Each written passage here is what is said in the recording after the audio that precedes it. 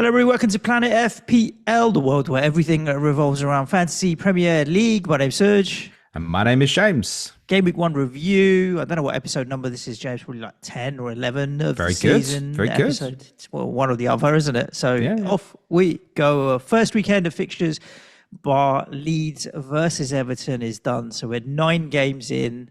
Everybody's panicking and wanting to change their teams.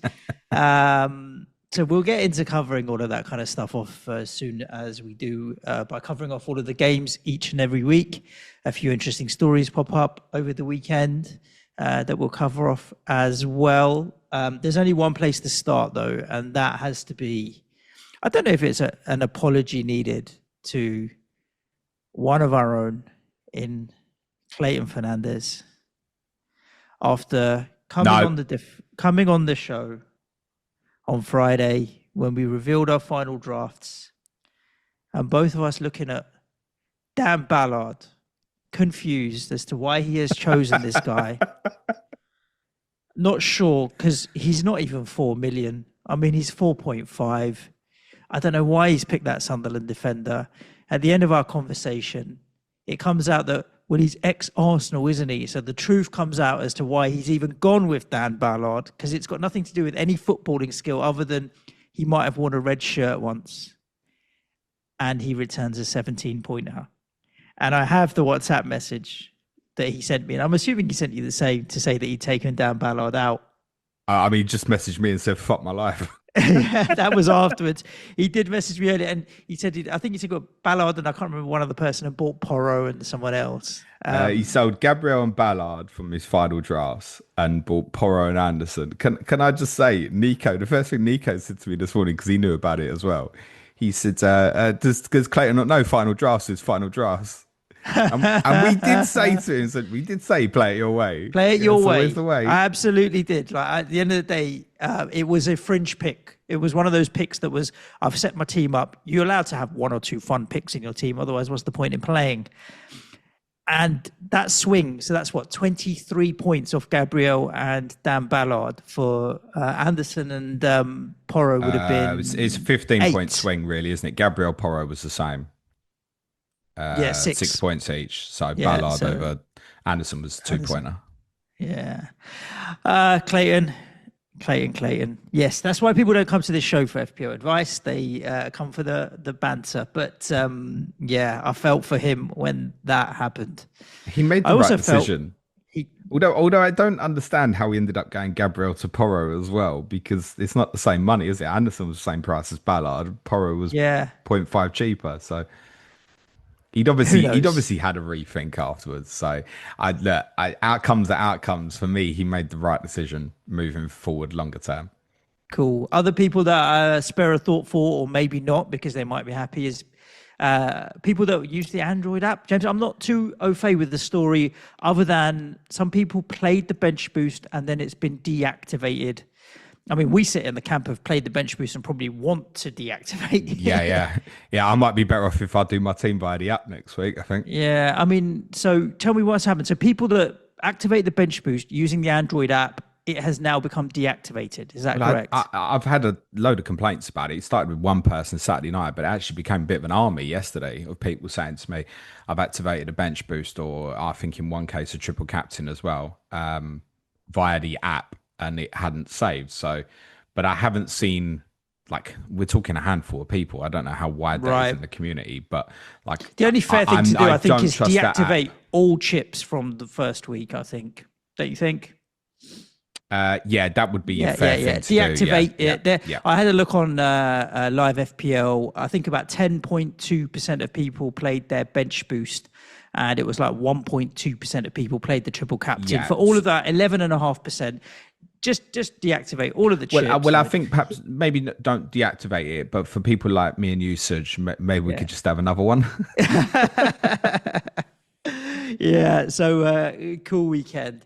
We'll talk about our teams. Let's go in reverse order, shall we? Although after Friday night, how we've ended up in reverse order, I don't know, to be honest with you, because after Friday night, you had like 15 points more than me or something stupid like that, maybe. Well, I captained Cody Gakpo, didn't I? So yeah, and I captained Florian Wirtz. Going into, I mean, if you just said to me, I mean, the Gakpo versus Salah in terms of the captaincy, if you just said Gakpo pre-game would be 1 point behind Salah, I'd go, yeah, I'll take that.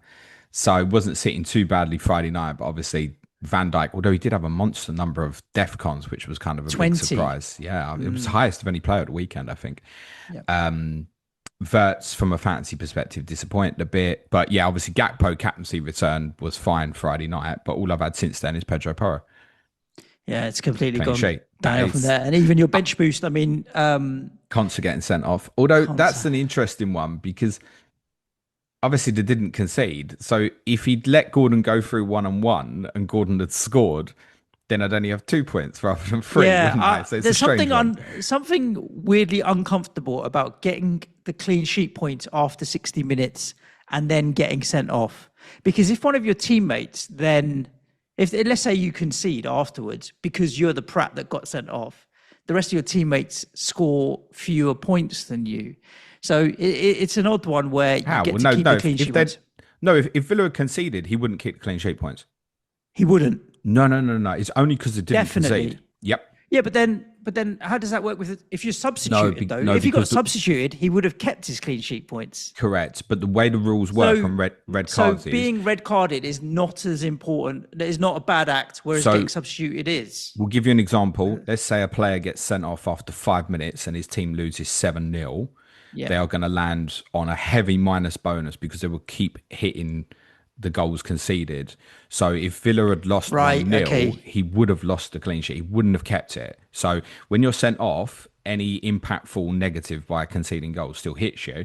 But obviously, technically, he was on the pitch for a clean sheet and they didn't concede afterwards. So it's an unusual one that... Yeah, and I guess that you flip it in reverse, right? If you're a striker, you score 2 goals and then you get sent off, you shouldn't really lose your goal points. You scored 2 goals at the end of the day, didn't you? So when you flip it from an attacking point of view, it just felt weird where you've got sent off and you've managed to score 3 points. Feels funky, but it can happen. Yeah, I mean, even my Porro return is lucky, by the way, because I think he could have been sent off as well. Right.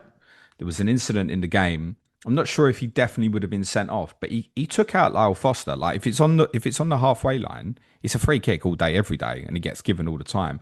I don't know if the penalty wasn't given because the ball was going away and maybe it was deemed that Foster wouldn't have got there. But ultimately, it was kind of a dogzo if Foster had got to the ball and Porro made no attempt to win the ball, so he could have got sent off as well. So I can't even look at my team and have... I don't have any regrets. So I don't look at the team. That was going to be my next question and think, regrets is one thing.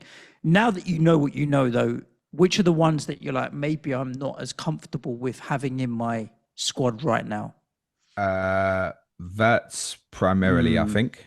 Same for me. And if I knew what was happening at the weekend, obviously, like I would have picked a different team. I would have taken the chance on Reijnders, but I can't sit here and say that I was close to picking him on Friday because I wasn't. Yeah, me neither. Verbruggen and Murillo lost like clean sheets. That would have made this look a little bit more respectable. Obviously, look, I have Perry and Dewsbury Hall to go tonight, so the game week in theory could still be saved. A lot of popular players have obviously blanked, but there are some absolutely brilliant scores out there as well. So I'll be on free hit this week. That was always my plan. That's not going to change.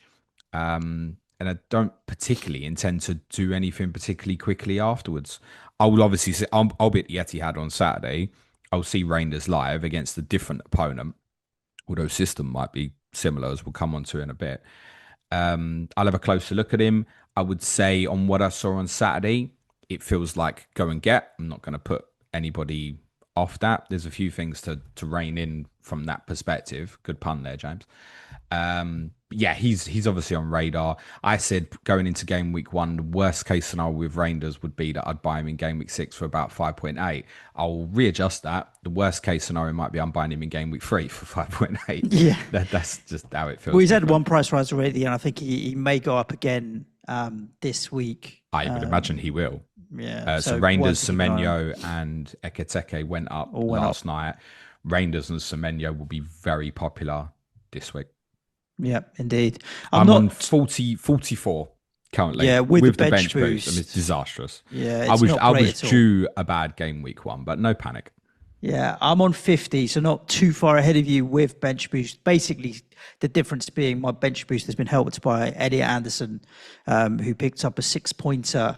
But I had big at the back has paid off. So Gabriel, Aït-Nouri and Porro all returned. And Virgil van Dijk, whilst he didn't keep a clean sheet, got me a DEFCON.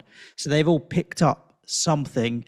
Had Sells obviously kept his clean sheet, which over the course of the night he actually deserved to, because I don't think Brentford created enough to justify a goal. They defended really well, Forest. Then that would have been a clean sweep at the back, which would have been quite nice.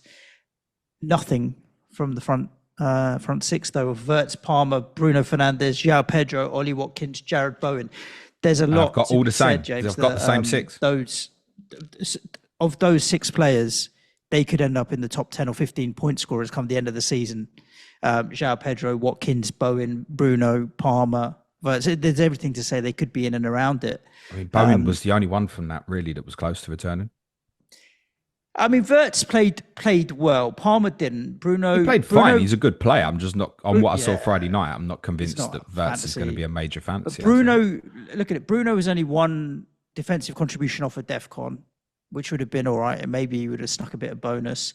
And Elliot Anderson was one defensive contribution off a DEFCON as well. He racked up 8 in the first half and then really tailed off in the second. I think Bruno Fernandes was 7 first half as well. Yeah, and then it kind of tailed off in the second half for both of them.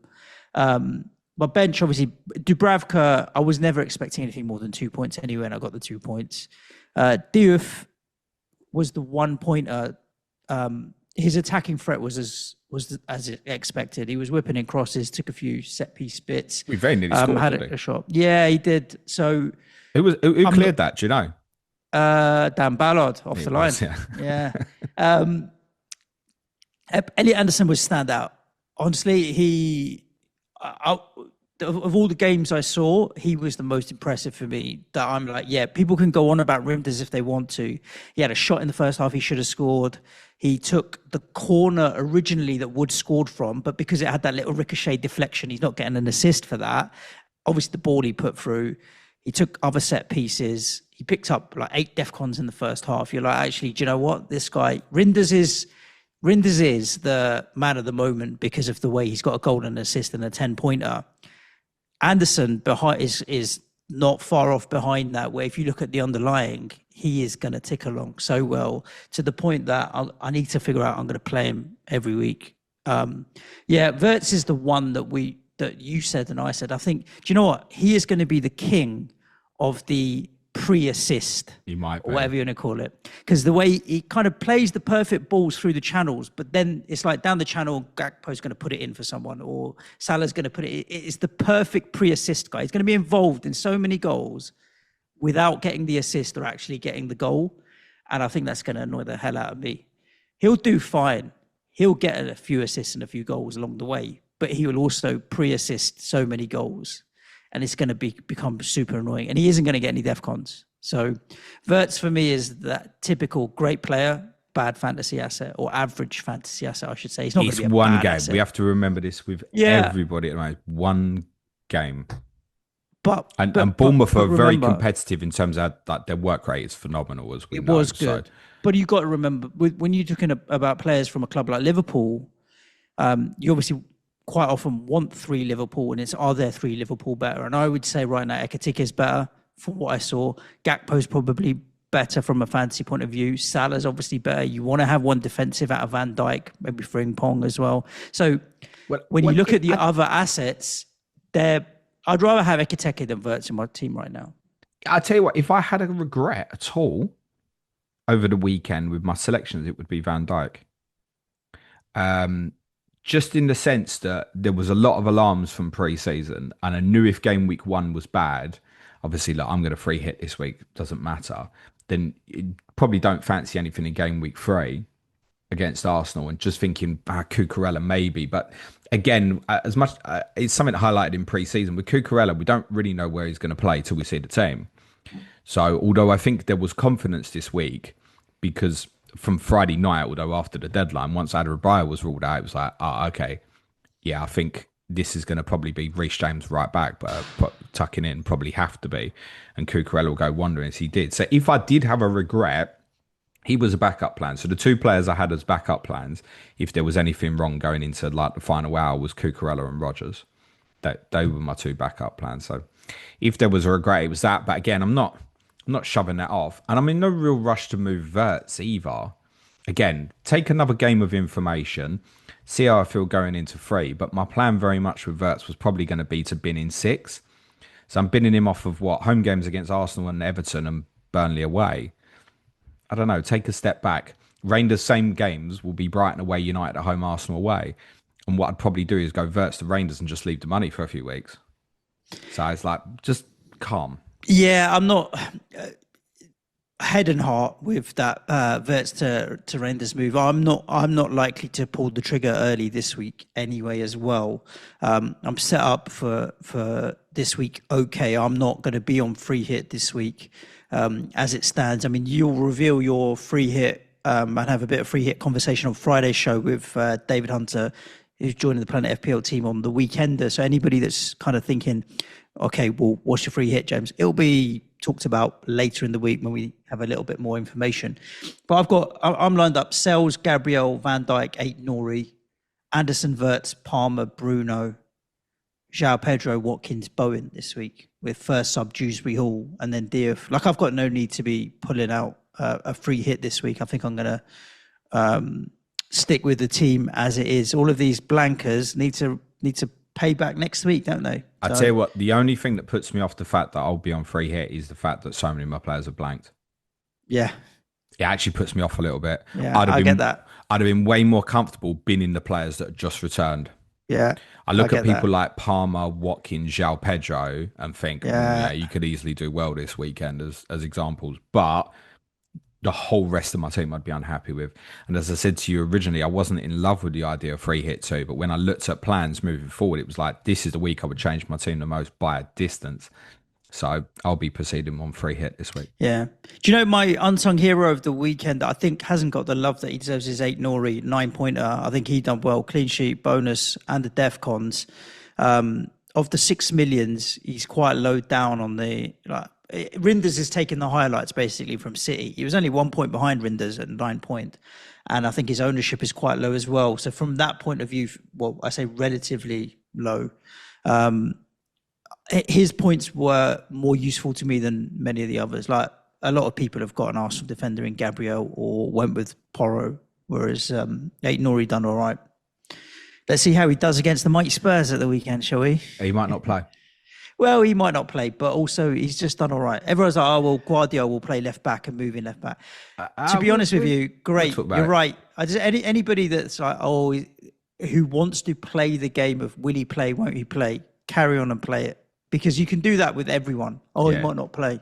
He might not play. That's not true, is it? You look at someone like great, Van Dijk and Gabriel Saliba, you do know what you're getting. So it's true. But with City, Reijnders is going to come. Cherky came on and scored.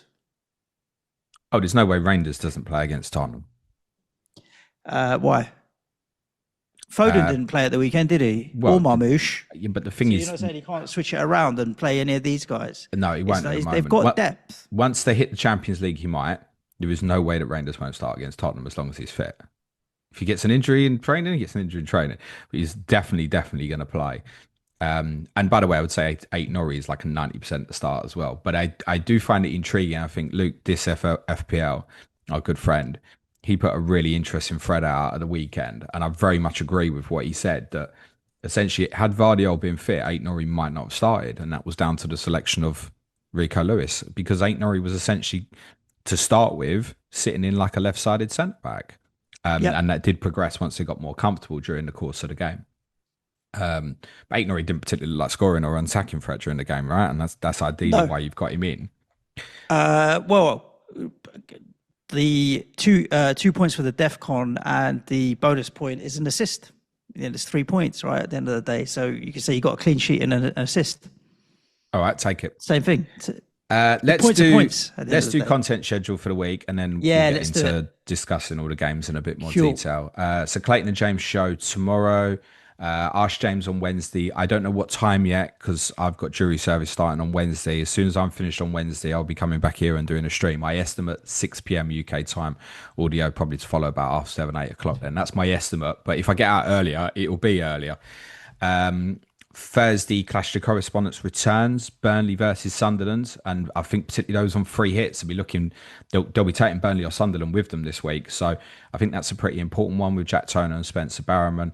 Friday, as you already alluded to, debut of a new show, The Weekender, looking back on some of the big football and FPL talking points during the course of the midweek and looking ahead to some of the big things across the weekend. So me and David are going to talk about, for example, free hit on game week 2. We might have a little discussion about captaincy, Saka, Gyökeres, Haaland, etc.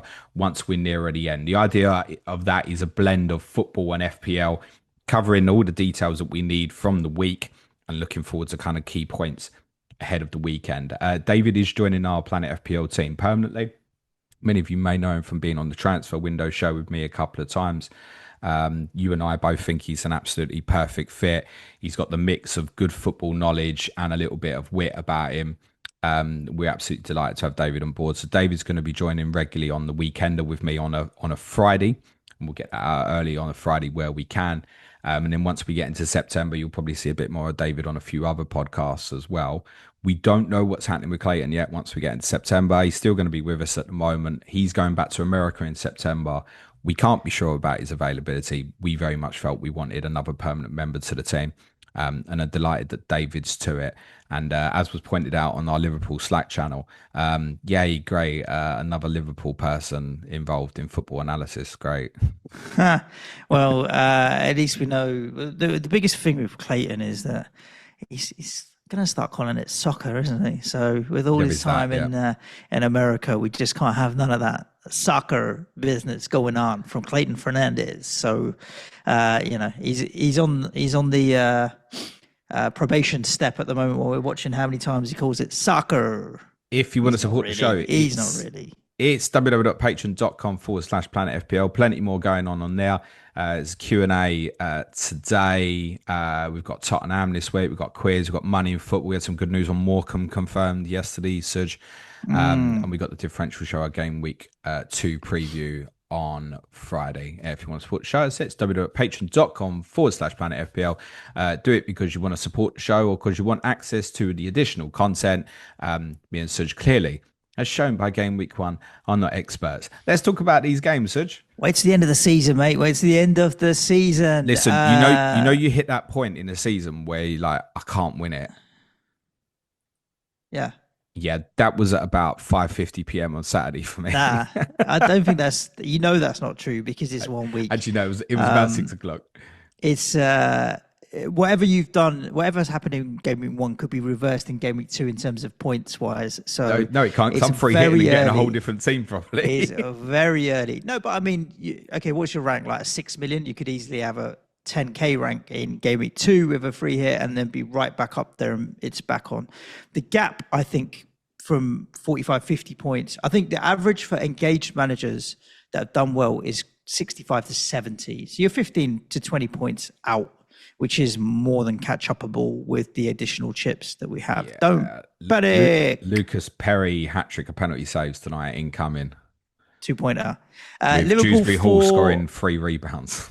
It's there. Liverpool 4, Bournemouth 2.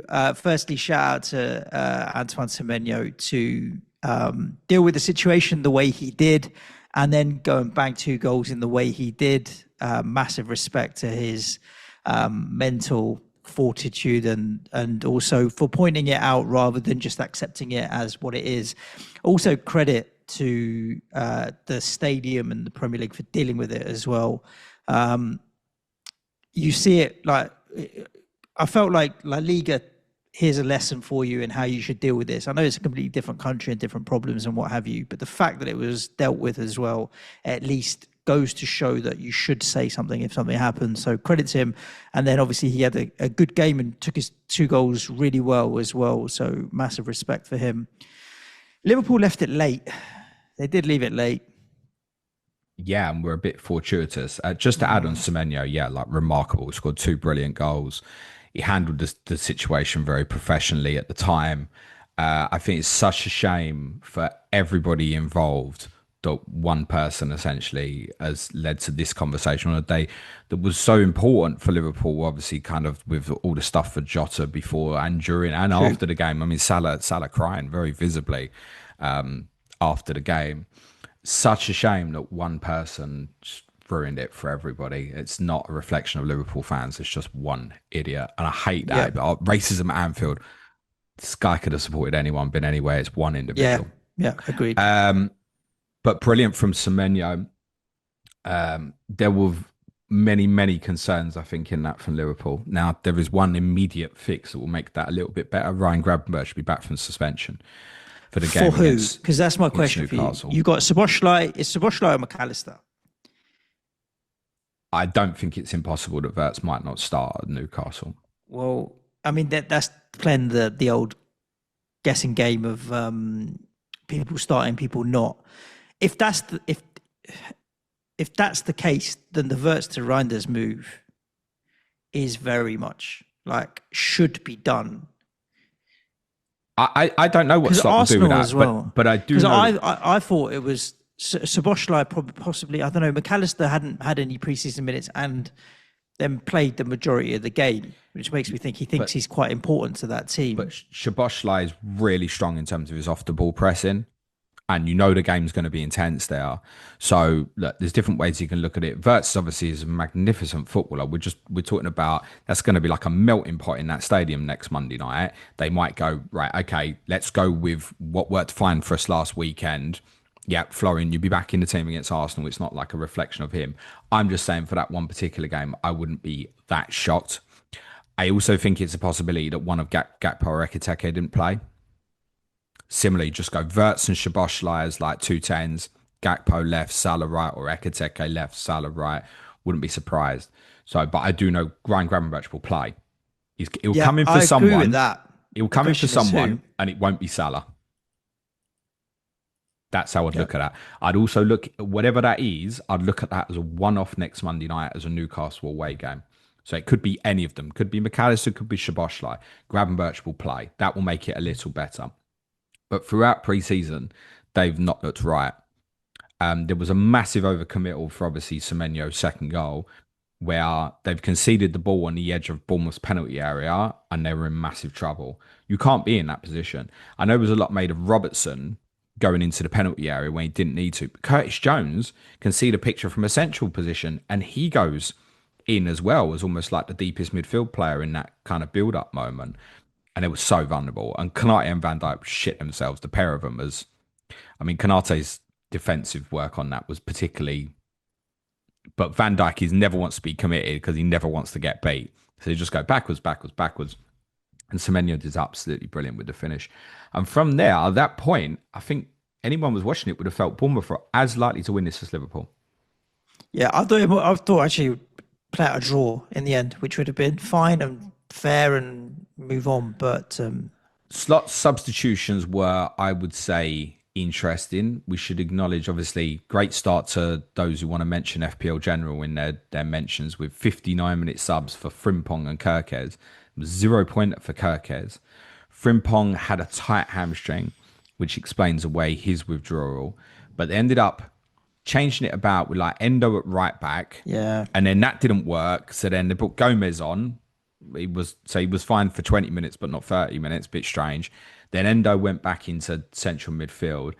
Yeah, it wasn't right. But I think we should acknowledge that Gravenberch was missing. And it might be that it's a knock on the head. They go, actually, yeah, we can't play like that. If they're that open every week, they'll have to hope that they outscore everyone every week to win this league again.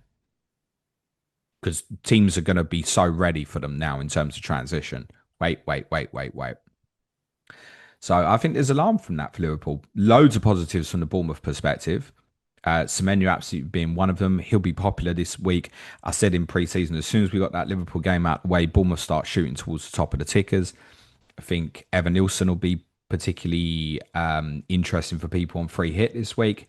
He's probably going to go in for me, I think. Forward choices for me is 3 from 5, and he's definitely one of the 5. The fact Cliver is highly likely to be unavailable means I'll probably take that route, go to 2 Bournemouth players. And a defensive one would be interesting as well, whether it's Truffert, who was fine at left back against Salah. I would go Ekitike over Senesi if people are looking that way personally. And Petrovic in goal is also reasonable, although he doesn't inspire me, Petrovic, that he's going to make big saves. I know he's made a number of saves in this game, but I kind of looked at all the goals and was questionable on them. Not that he should have necessarily saved any of them, just I felt the attempts could have been better. He didn't inspire confidence. It's just something you feel about a player sometimes. So, look, most important thing is Liverpool got the victory in some difficult circumstances, and a big couple of games to come. It was particularly important they won, because obviously if they didn't win that, then you drop at Newcastle, then it's Arsenal, and suddenly you're going, oh my God, shit, we're maybe like 7 points behind an Arsenal or a City or something like that. So at least they got the points on the board. I would say no one's going to be buying Liverpool assets new this week. But I wouldn't necessarily rush to sell them. But I can certainly see the temptations of something like Verts to Reijnders and spreading the money somewhere else. I would add caution that Gravenberch will come in, and I don't know at this moment who would drop out. The Bournemouth team next week will probably be very similar to the one that played at the weekend. Just a note, Tyler Adams picked up DEFCONs, and I do think it'd be good for them. Yeah, no doubt. I said that throughout the season. Ekitike was good. I think he'll be good for fantasy. And if we get the other side of game week 3 and Isak hasn't signed for them, very, very interested. There was no way for me I was going to take the risk of Gakpo and Ekitike. I think most of us feel that once the Newcastle game's out the way, then they'll do it. Well, if you're Newcastle, you're not going to sell Isak. But I mean, to be honest, at this point, even if they did, is he likely to come on and play in that game, which is only a week away? Unlikely, but still, you're going to wait till that game's out the way before you sell him to Isak won't start for Liverpool till if he moved there tomorrow, which there's no way that transfer is going to happen before they play each other. Not before that game, no way. No, but the earliest Isak would start is game week 4. Yeah.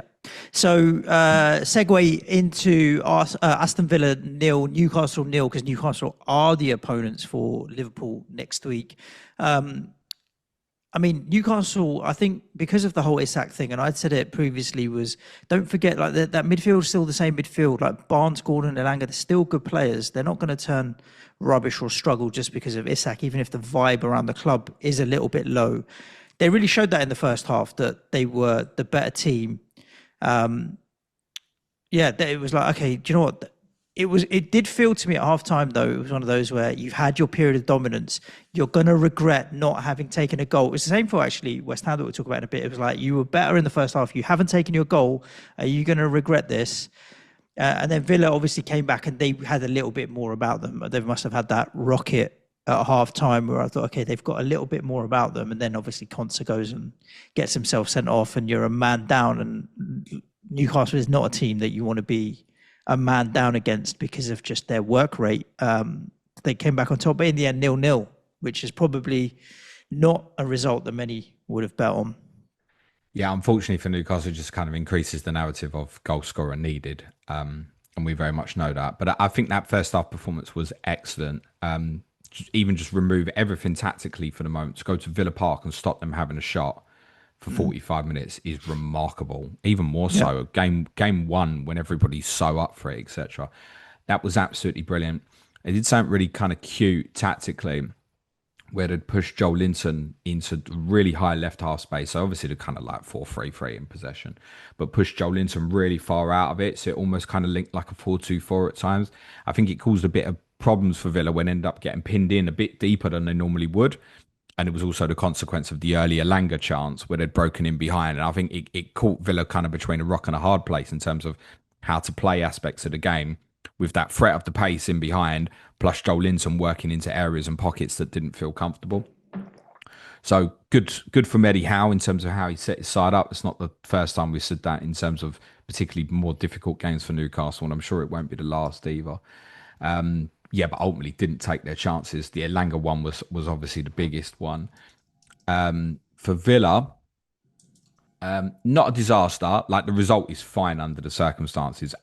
Not playing well first half, and then did improve second half, and then held on with the red card. Because as much as you praise Newcastle in the first half, I was watching the game obviously outside White Hart Lane, And in that period, I never thought Newcastle were going to score when Villa were down to 10 men. I know they had a lot of territory and pressure in there, but I didn't think that they were going to score. I thought Kamaru slipped in defensively, did really well actually during that period. So Newcastle need new forwards, at least one. It's clear. I'm sure Johan Vissel will probably be a Newcastle player when the window shuts, and I think there'll probably be another one as well. Strong defensive display. Midfield solid as. When that midfield three is good, they're a match for anybody in this league. And I think it was largely more positive than negative for Newcastle, because I think the word beforehand was Newcastle fans generally that I was speaking to were saying really don't fancy this at all. Villa's home record, the vibe around the camp. But it was essentially Newcastle's best team, basically, minus Lewis Hall not at 100%. And of course, Isak. So again, look, I don't think that he's going to be reintegrated into this. I'm pretty confident that he will leave, and I'm pretty confident that Newcastle will replace. I do think Anthony Gordon is a really interesting one for this week. Based on what we saw from Liverpool last night, Friday night, based on what we see from Gordon against teams like Villa and Liverpool that can allow you space in behind, that's Gordon's strength. I would like him more if he played off the left, though, in terms of his potential threat for this fixture. But I do think if people want a differential punt on free hit this week, I don't think that's a bad bet at all. He's not out of the running for me, Anthony Gordon. Probably won't be, but he's not out of the running.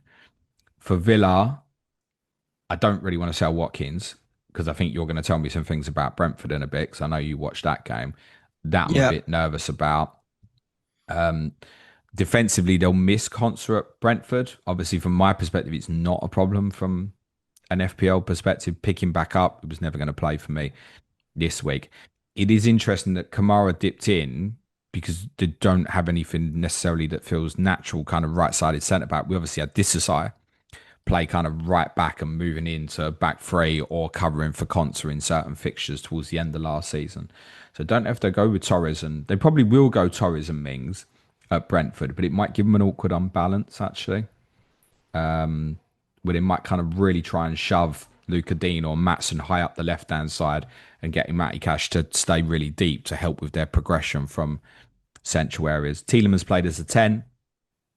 I think it would have helped if he'd played deeper, personally. And it was intriguing as well that Emery waited really late on before making any subs. I don't know if there was a lack of trust for some of those on the bench, such as Marlon, in terms of how he would fit in kind of a shape with a man less. Difficult situations, obviously, try and bring Evan Gesand on in terms of his debut. These are players we might see a bit more of in terms of game week 2. But yeah, I mean, the only Villa player for consideration for me this weekend is Watkins, I think. Yeah. Bizzo did really well in goal, by the way. Martinez will come back in goal. But Martinez will come back in. But he did well in goal, yeah. And let's talk about Brighton 1, Fulham 1. You predicted a 0-0, and I did say, why don't you just go with the Brighton special, James?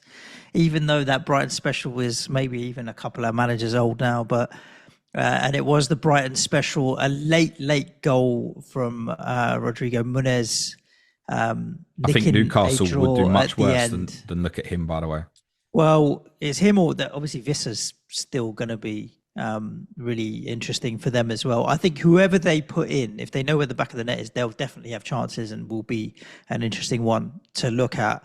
Brighton are going to be so disappointed, obviously, as are many. I didn't see too many double Brighton defensive, but a few did go with De Kuyper and Verbruggen, and felt the pain, unfortunately.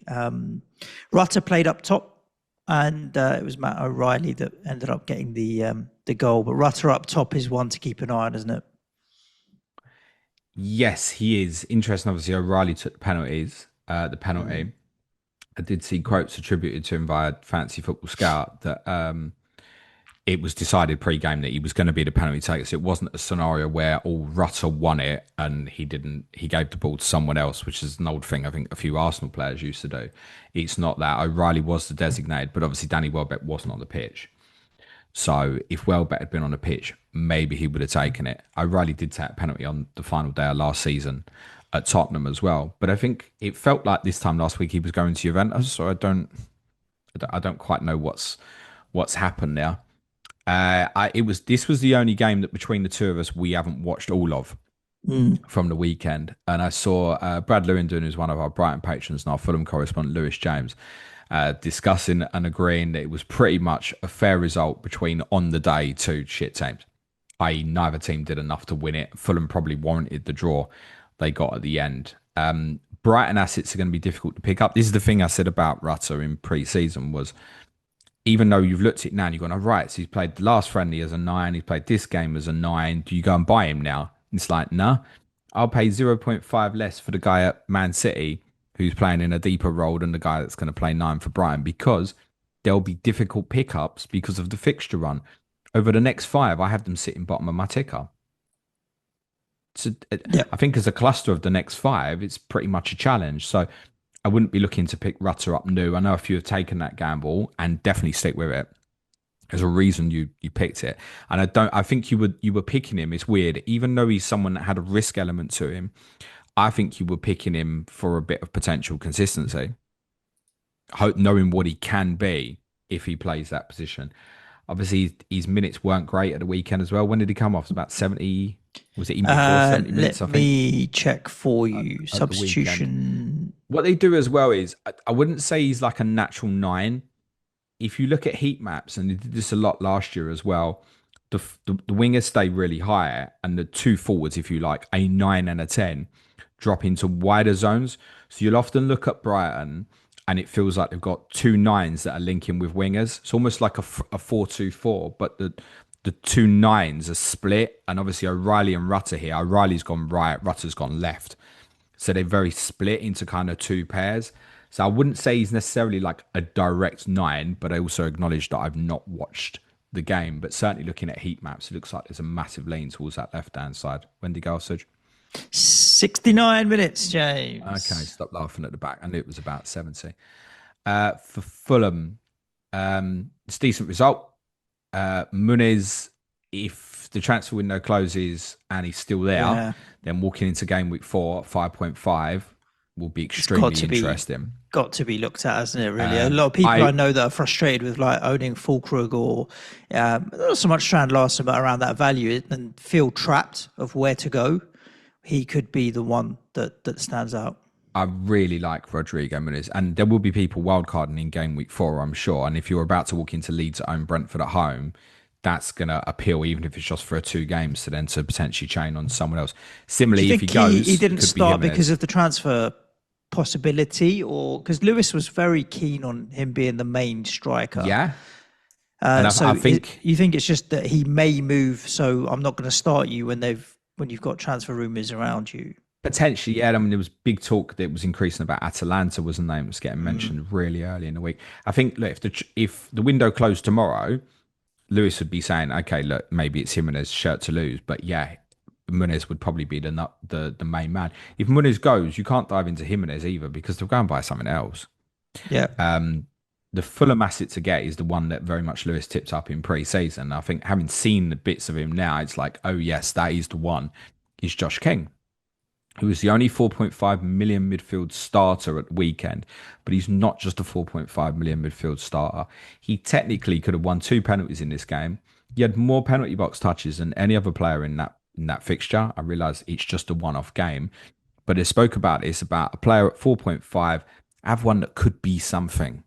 He could be something. There isn't a reason at this moment to think that he won't start again against Manchester United.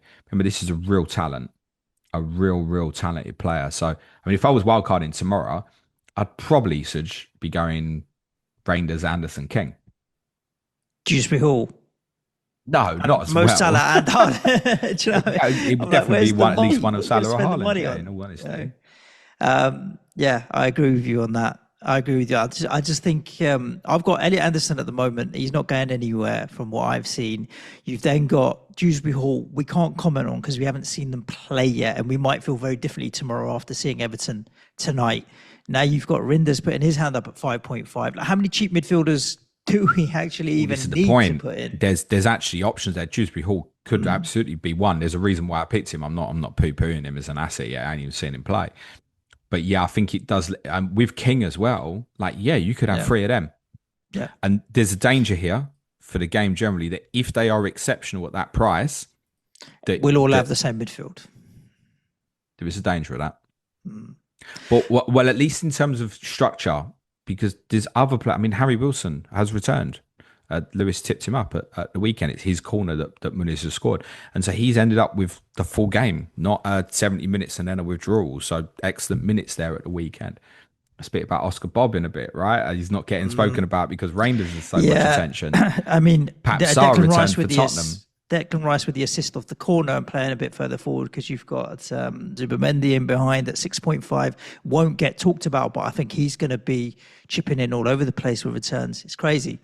And when the likes of Wirtz and Palmer don't return, you can see the appeal of then getting that money to get the robot. For me right now, my question is, where am I going to get the money to get the robot when I want him? And these midfielders will allow that to happen. Go on. Yeah, no, I was just going to say, yeah, absolutely could do. Let's talk about Sunderland 3, West Ham United 0. I'm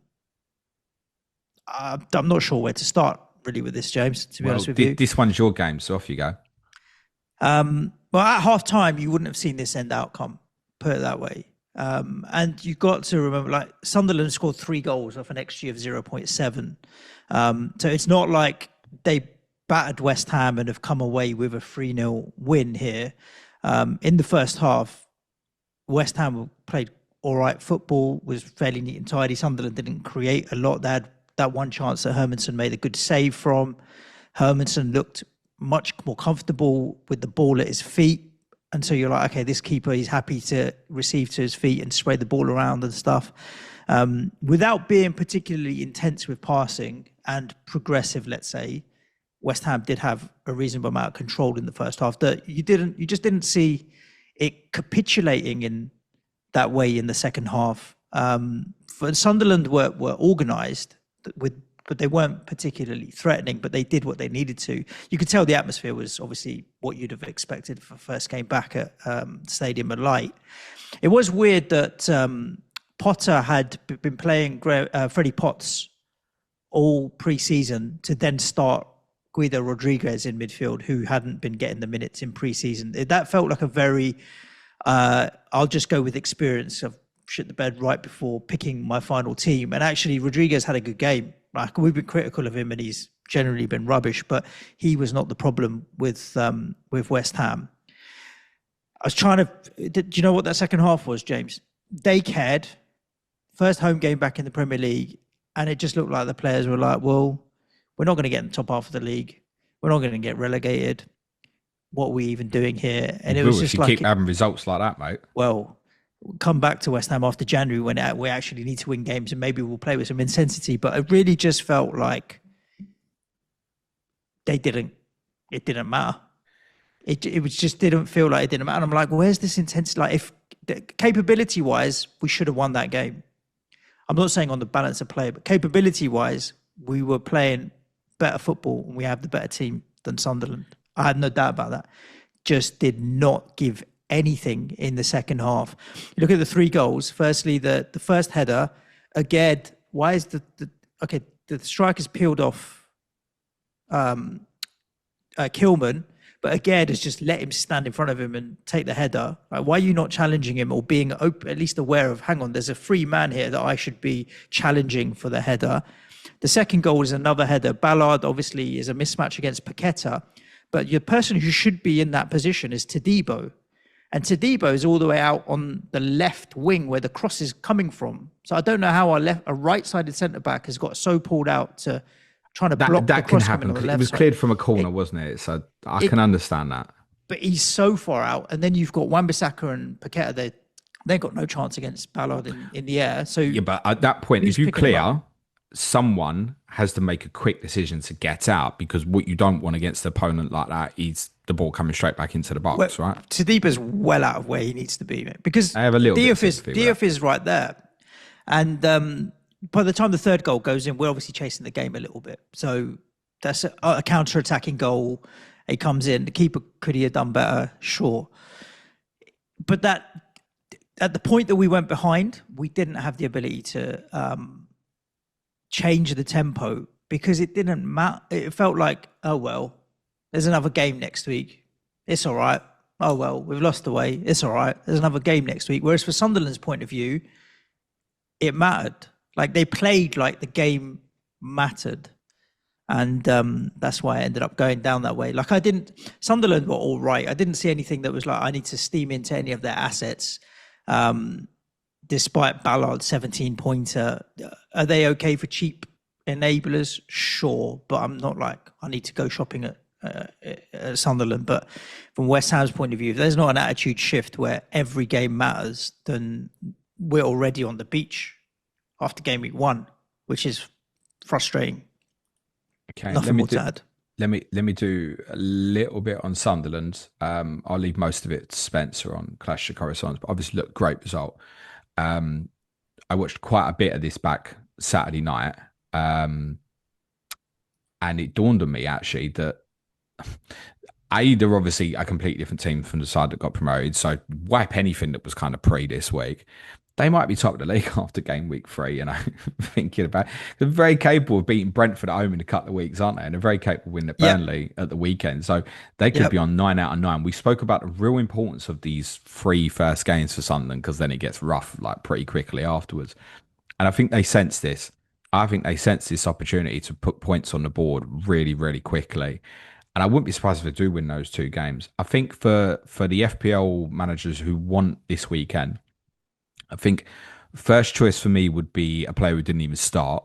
And no, it's not Marco. Omar Alderete. Yeah, the left. He put the cross in for the.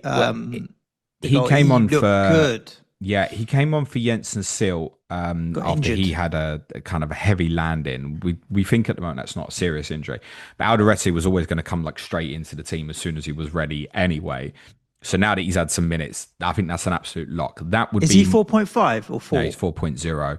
And the free hit, I'm not saying necessarily to start, but it could be, because I think if you wanted to put a free hit draft together that had like Watkins, Gyökeres, Haaland, Saka, Palmer, you probably can't do all of it. But even if you went with 4 of that, there's every chance you will need a 4.0 starter. He would probably be my top pick from that at the moment, rather than Reynaldo played left back. Because I think with a full game as well, you might even get some defcons to go with that. The assist is a bit of a freak where he's ended up pushing up and slung a cross in from sort of 35 yards from goal. But that would be my top pick.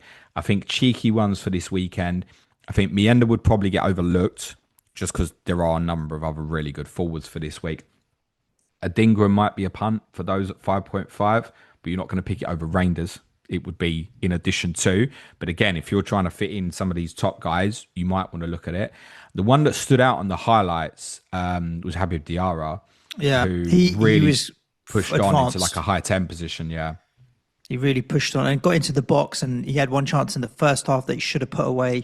I don't even know what price he is, James, to be honest with you. I think he's 5.5 as well. And it was one pre-season went, oh, no, I can't look at that yet. Actually, it's worth, again, he might be another one, and Adingra, to kind of put into that mix in terms of that bracket price, where suddenly it's like, I'm really struggling pre-season now, even after just one game. It's like, bloody hell, there could be loads of that valuation. So Diarra, I'd probably go Diarra actually as a cheeky one for this weekend if I was investing on top of Reijnders at that price for. It'd be Mienda or Diarra, one of those two.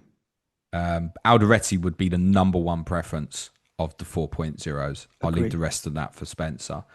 Gu is not going to start anytime soon, and Sunderland are still getting linked for another forward. I think it's really promising for them that obviously Mienda and Isidore both scored, so it's not like, oh, you haven't scored at the top level. Even if it's just one, it's like, right, well, you have scored at this level. That will help over the next couple of weeks. I don't think Gu's going to get rushed in. They may buy another forward. If I was wildcarding now and going for a 4.5 attacker, it would be Josh King. And that's the way I'd be doing it. Or go with Go.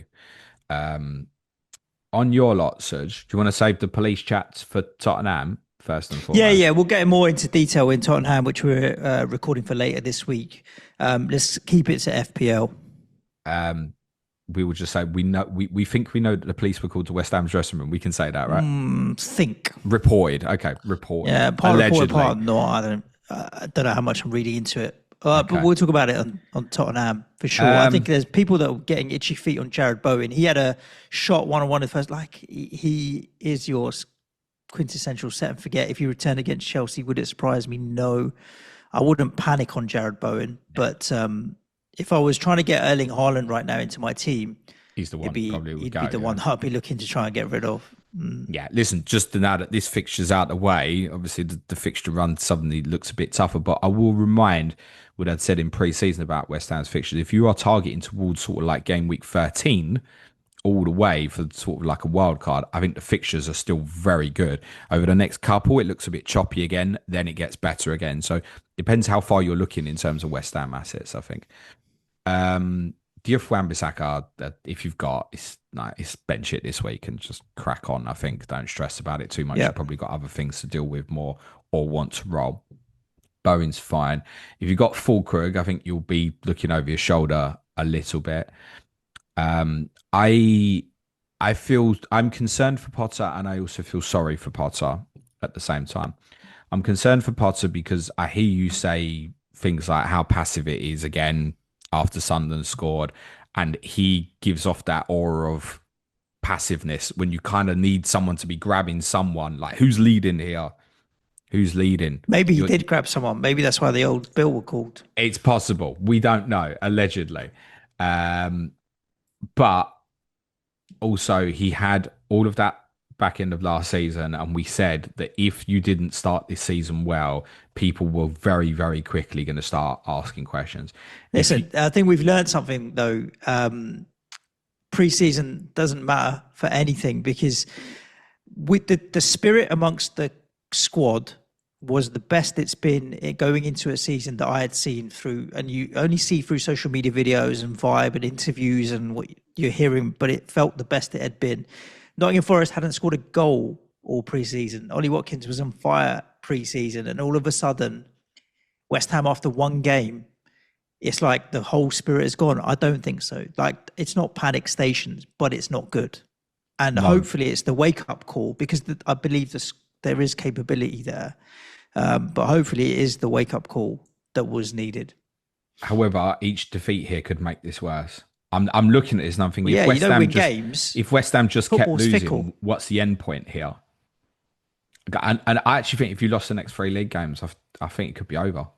I think he'd make the decision more than the club would make the decision, to be honest with you. But we'll see. We'll cover more of that on Tottenham, which will be out on Wednesday, I think. But at the same time, as I said, I feel sorry for him because it's clear as day that he needed players that were going to be more suitable to his system.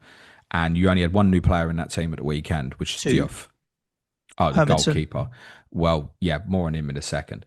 Diouf at left wing back, screaming all summer, midfielders, and it's the same shite in central midfield.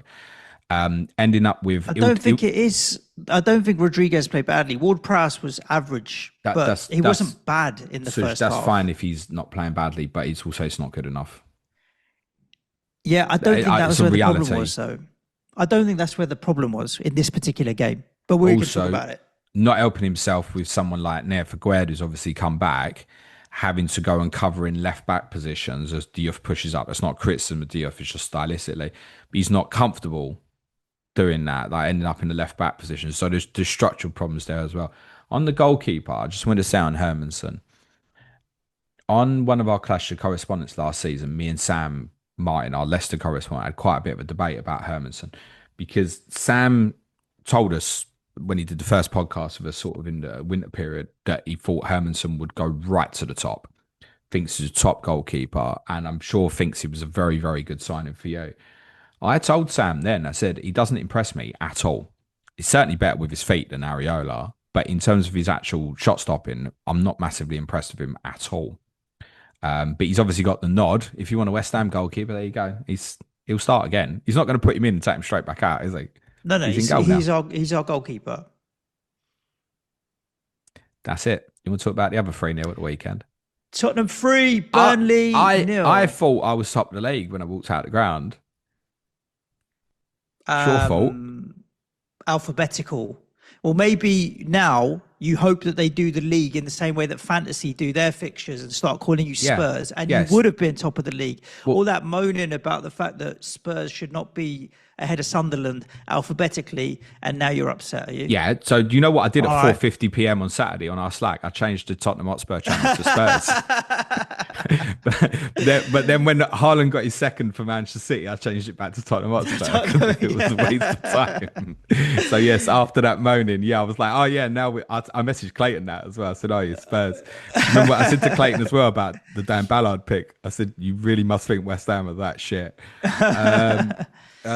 Decent opener for my team. I mean, if you look at it on paper, they had the similar XG to you, stats-wise, and I think it was 1 point something each, a similar number of shots. Like, you did have a bit more, but anyone that looks at it on paper, like, was it a 3-0? No. Scoreline was Sorry, half your XG was 2.3. Sorry, but they did rack up nearly 1 in XG. Yeah. 14 shots to your 16 is where the similarity is.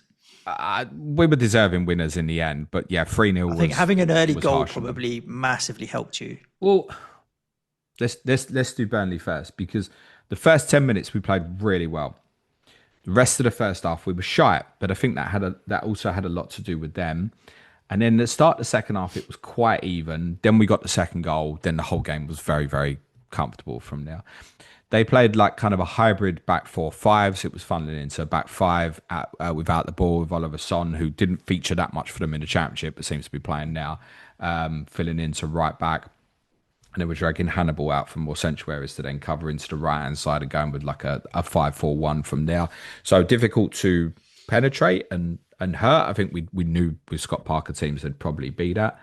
They played some okay stuff. I think the fact that they had quite a bit of success in, let's call it the second quarter of the game, so the back end of the first half, was more of a progression problem that Tottenham had. But they did sense that there was the opportunity to press Tottenham and hurt and win the ball back. So they also showed braveries as well. So when it went into their final third, low block, 5-4-1, higher, happy to go and press. And actually didn't get ripped apart in terms of playing through lines. They did all right, but it was a real progression problem that Tottenham had within possession that we'll come back to. They need additions, because despite looking at them in a weekend game, it's all right. I would, unless they do something in the next couple of weeks, I would be surprised if it didn't finish bottom of this league. They will concede goals. Any Newcastle fan will tell you that the Richarlison first goal is very typical. Dubravka's got no chance of getting there. Anything low to his right-hand side, he's got a major problem. You won't unsee that now that you've heard it. They haven't got enough goals in the team, I don't think, as it stands. And that includes in terms of from midfield. Like Jadon Anthony is the only one I look at that I think, oh, you might be able to contribute. And he played okay. They need additions quite badly and significantly. That game on Saturday against Sunderland is absolutely huge for them. So afterwards, it's United away, Liverpool, Forest, and then Man City. And it's very conceivable you're sitting here at the end of that and they're still on 0. And I'm at the same time sitting here going, Sunderland might be top of the league in 2 weeks. So that's a huge game at the weekend. I actually already feel like Burnley can't afford to lose. It's not to say that they'd go, listen, they could recover from 0 points and 6 and find a way to stay up if they add the right players now and then attack the situation better after that. But that, again, for the second time, to my eye, is not as strong as the team that came up. It's the second time it's happened, and I think it's really disappointing for them. In terms of like experience, Kyle Walker adds really well for them. So does Dubravka. Estev will go and head anything. I thought Hartman actually, despite the fact Kudos was great, I actually thought Hartman at left back wasn't too bad. So I don't think they're terrible defensively, but it's not enough in combination with what's further up the pitch. They need more personnel really quickly, in my opinion. We'll see what Jack says on Clash of Correspondence. That result doesn't matter too much. Tottenham away is not going to be definitive of what happens to Burnley's season, and they were unfortunate to lose by the manner that they did. The real problem my team had in terms of that progression in the first half was mainly, and unfortunately, a problem I've spoken about many times, down to Archie Gray, who got better in the second half and the longer the game went on. But Tottenham played tactically very different again to much of what we've seen in pre-season. I'm not even referring to the Paris Saint-Germain game, because a lot of what we'd seen previously was 4-2-3-1 or even 4-2-4s with a 10 kind of really high, almost like a second 9. Now, this was a 4-3-3, single pivot of Gray, Sarr and Bergvall either side of that. And the way Frank fixed it, and this is what things about him that impressed me, is his adaptability is one of his real strengths. He recognised Gray's struggles and he started dropping Sarr to come and pick the ball up off the centre-backs. And that began to help Tottenham's progression higher up the pitch. That then in turn actually feed Gray up a little bit better, and he was better in the second half. So that was a real problem because he's not ready to play as a single pivot yet. I think ultimately it was the ideal fixture for us off the back of the Super Cup final that Frank felt he could take the chance to not play Bentancur or Paulinho. He's not going to do that against City then? No. You think back three again? Danso comes in? I think it would be more back five than back three. Same thing. But I think there's every chance that the team at Manchester City will be the same as the Super Cup final. I think that probably comes down to personnel in terms of, I'm just trying to think, let's say Eze did end up at Tottenham and this game was in a few weeks' time. I don't think you'd throw Eze necessarily into that system, but once Eze's there, and if Tottenham have got a new left winger as well, then the personnel might dictate this. Like, no, I'm still comfortable to go with a back four here. I think with what we've got at the moment, that's the best setup for this weekend. Would be probably exactly the same team that played against Manchester City. Paris Saint-Germain, sorry. But then that feels so obvious, I wouldn't be surprised if it's not. So I think, but most likely Bentancur and Paulinho will come back in for Gray and Bergvall. What Sarr did against PSG was, I don't want to say man marking because that would be incorrect, but he did quite a good job on Vitinha, as well as you can do in the first half of that game. And when Enrique put an extra body in there, that's when Tottenham changed and went to a flatter three. So I wouldn't be surprised. It was in Paris, it was kind of more 5-2-1-2. I wouldn't be surprised if it looks more like 5-3-2, potentially. So the two would be Kudus and Richarlison under that circumstance. Solanke's not getting back in, and you don't think... Well, just ultimately at the moment, I'm a big critic of Richarlison, but he was brilliant on Saturday. He was outstanding in Udine. His hold-up works. Forget the goals. I mean, the goals are really well taken, and both more his work than Kudus's. They're both behind him, right? So they're both brilliant finishes. The hold-up play has been really good. He looks fit. While Richarlison's in a good mood, don't take him out of the team. Simple as that. It's worth saying Solanke looked good when he came on as well. He looked lively straight away. So that's suddenly a little bit of a positive. So Richarlison will stay in the team. I have no regrets about not talking him up to people, because the first thing I said to someone in the office this week is, let's hope he's fit for Saturday. Because no one's buying your players because you've got City this week, but also no one's buying a Richarlison because of the risk of Solanke and also, at any given moment. Again, hindsight, but there was no guarantee after putting the effort he did against PSG that he was even going to start on Saturday. There was no guarantee of that at all. And I have no regrets about talking people off of Kudus as well, because my big line on Kudus has been, he doesn't look like he's going to score. And despite, for me, being best player on the pitch at the weekend, that again was the case. Yes, it's 2 assists. There are crosses that are behind Richarlison. That may have been the intention, because I think Burnley, very understandably, as a new team to the league, go and protect your 6-yard box first and foremost. Richarlison's sensed it and dropped off. So the crosses could be intentional in terms of their destination, but they also might just be pulled crosses, and Richarlison's finished them well. Kudus never looked like scoring in the game. Now, if Kudus gets 2 assists every week, it doesn't matter. You don't need him to, but he's not going to get 2 assists every week. So for me, from a fantasy perspective, you need to see much more from him. And I actually think he would be a clever sell for people at the moment. You've got a really nice return, bank it. So if you're sitting there with Kudus and you've not got Reijnders, I would be saying, yeah, get that done. Interesting. And possibly a segue, because Richarlison was not the only striker to score 2 goals at the weekend. Erling Haaland did the same for Man City, who are your next opponents.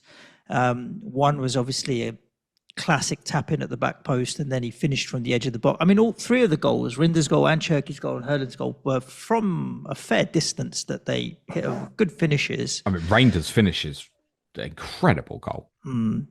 To do that on the run is an absolutely brilliant finish.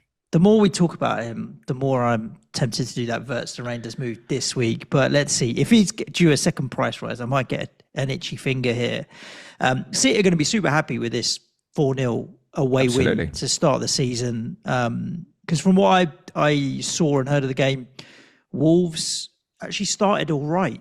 But then once City Wolves scored, were just getting a foothold when City scored the first goal, yeah. And then it's very hard after that because there's such a deflating kind of feeling when that happens, and you just know the quality that they have.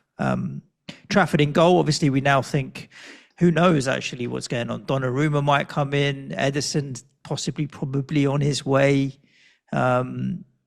No idea what's happening there. You've talked about Guardiola now potentially coming into the back line. I mean, John Stones played a game of football. What is going on, James?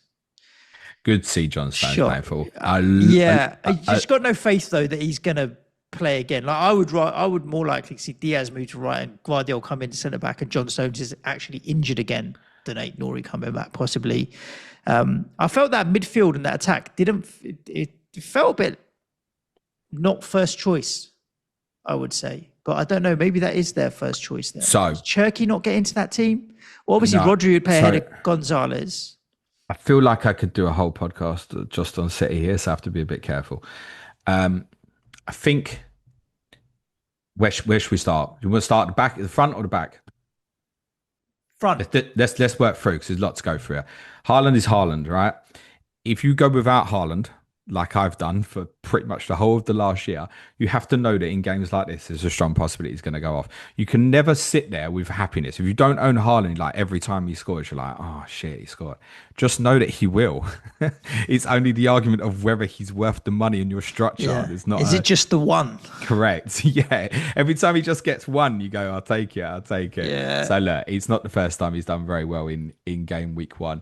I love his sense on his first goal, that he makes a run in behind. By the way, he makes that run in behind because Reijnders gets on the ball, and so he thinks, this man might find me. And he makes a run and he goes way offside because he's so quick bursting in behind. But then what he does so clever is he stays offside as the attack continues to progress. So I think it was Agbadou was sitting over his shoulder and was like, well, I've got to leave him. He's miles offside. Then as the ball's obviously got played from Reijnders in behind Lewis, Haaland just steps in. Agbadou can't see it. Yeah, it looks simplistic, but it's really clever. And he's finished for the second one. I can't even remember the last time I saw him take a shot like that.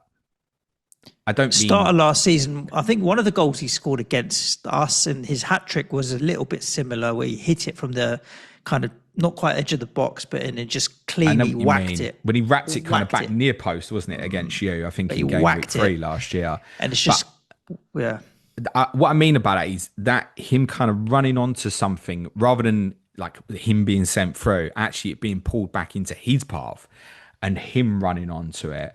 And as it gets pulled back to him, the mark of the great player is you think, he's going to score here, isn't he? And he catches it cleanly. It's in the back of the net. The pace beats up. So Haaland, fine. Nothing surprising. Nothing's any different about him. Very good captaincy option this weekend. Even if it's a back 5 for Tottenham, I'm sure he'll have chances. It's just whether he puts them away or not. Reijnders. So I think for those who didn't go with him, first thing to do is take a step back and ask yourself why. So I'll give you my opinion on this. So one, not watched a lot of him. A lot of what I've seen over the weekend is very much people saying, anyone who watched him in Serie A last year knew this, that, and the other. Cool. It's still incorporating into a new team.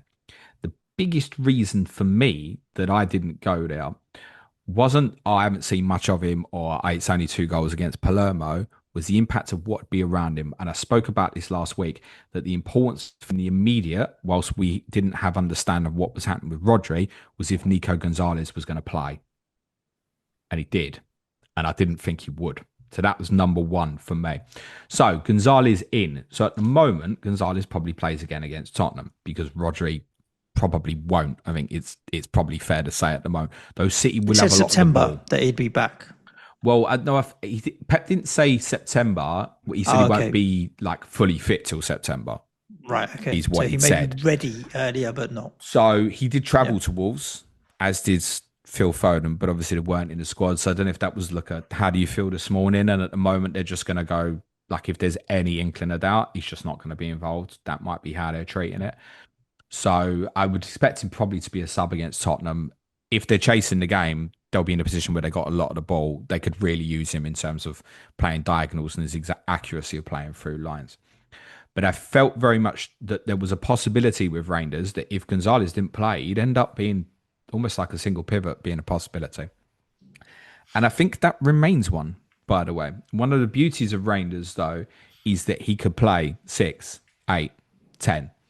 I suspect you could probably play him false 9.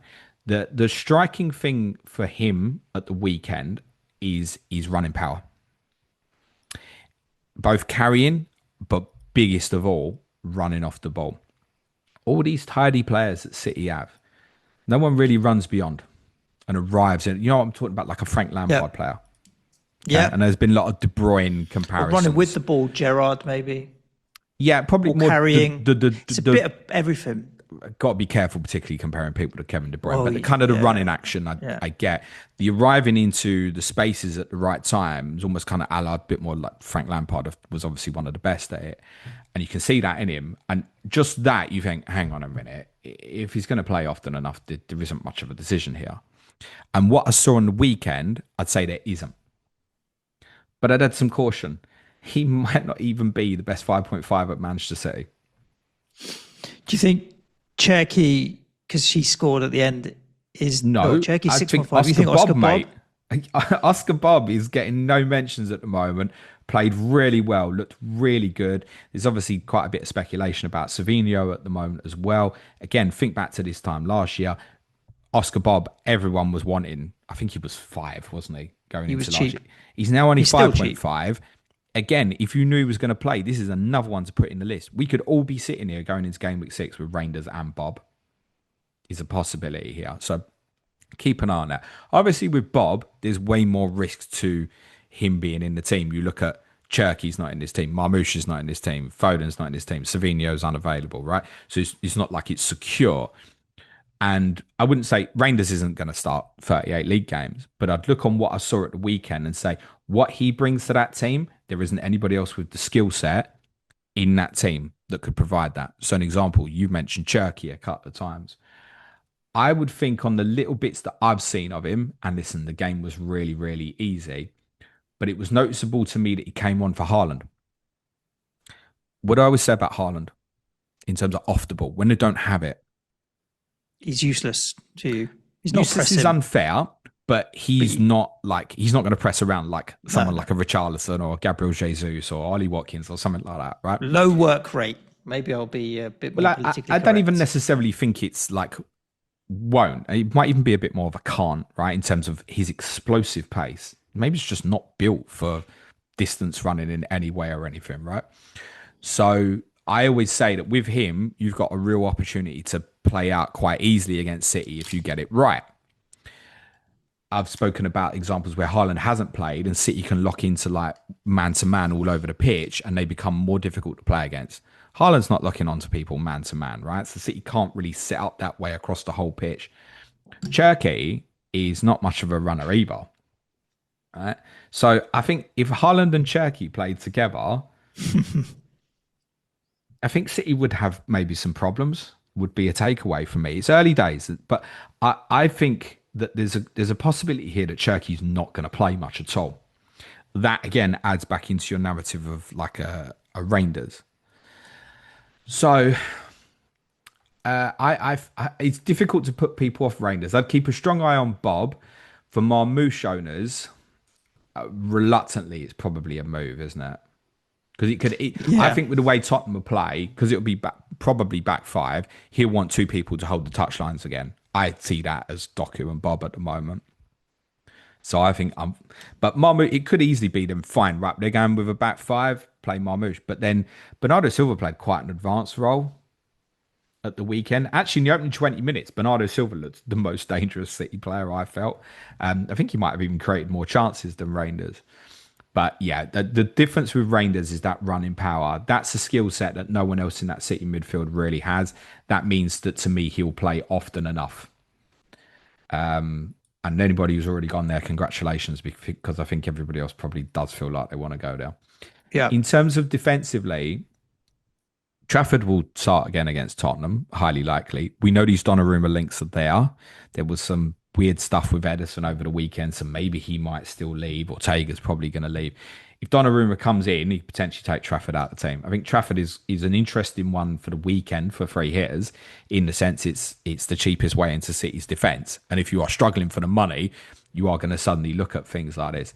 I think about Aït-Nouri against Kudus. If Kudus did end up playing that side, I think Kudus might even have a little bit of joy against him, actually. Although Aït-Nouri is physically stronger than he looks as well. But I think the key point would be that Lewis played. And so, as I said earlier, that kind of put the brakes on Aït-Nouri a little bit. Doesn't make him like a bad asset.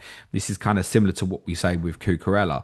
But I think the difference with this one versus, say, Chelsea is, I think under that circumstance, that if Vardy had been fit, Aït-Nouri wouldn't have played. And that's what Luke was saying. And I agree with that, because it's just way more suitable for Vardy as a left-sided centre-back rather than Aït-Nouri. So I'd be cautious of that. The impact of what might Pep do in certain games. And that's why Luke is a must follow, because his understanding of how Pep will potentially go about doing things is better than anyone else I know anywhere. So definitely give Luke a follow. I wouldn't be diving into Stones or Diaz, but that's pretty strong whilst it's playing. I will probably be Trafford or Aït-Nouri this week. I'll be Reijnders and Haaland. Feel free from them four, pretty straightforward for this And week. You'll be no Wolves. I'll be no Wolves, but I'll probably have some Bournemouth. They weren't as bad as the scoreline suggests. Like, actually, in the 10 minutes before the first goal, they'd had a goal disallowed. Menezes can't keep himself on side. But you could feel like the crowd were beginning to build into it and feeling like, oh, okay, we've got a bit of a chance here. It was a bit flat. Like, Arias and Lopez didn't play. There was some talk about concerns about Arias and his off-the-ball work, and whether he'd be suitable to play against an opponent like Man City. I would add to that, that's going to be a problem against nearly every team in this league for Wolves at the moment with what they've got. Because if the midfield two aren't able to dominate, he ain't going to spend much time on the ball. Wolf at left wing back looked okay. We keep saying they need a right wing back. But if Arias and Lopez are going to be a problem in terms of like their ability off the ball to be able to play the positions that, say, Cunha's been operating in, then Wolves need more attacking players as well. There's concern for them, but opening day, Man City. Yeah, I get that. Let's move to the Sunday games. James is free to cover off not the hugest amount of goals other than the Forest game. Chelsea 0, Crystal Palace 0. Yes, I've been waiting all weekend for you to explain to me the rule about 1 meter from the wall, something. So I've never heard this nonsense before. It's been a thing, but you don't really notice it, because what you'll often get is like there's a 4 or 5 man wall, and then the attacking team puts like a 2-man wall, like a yard in front and a yard to one side, and that's the part block the goalkeeper's vision. It has been a rule for a really, really long time, and technically, it's the correct decision.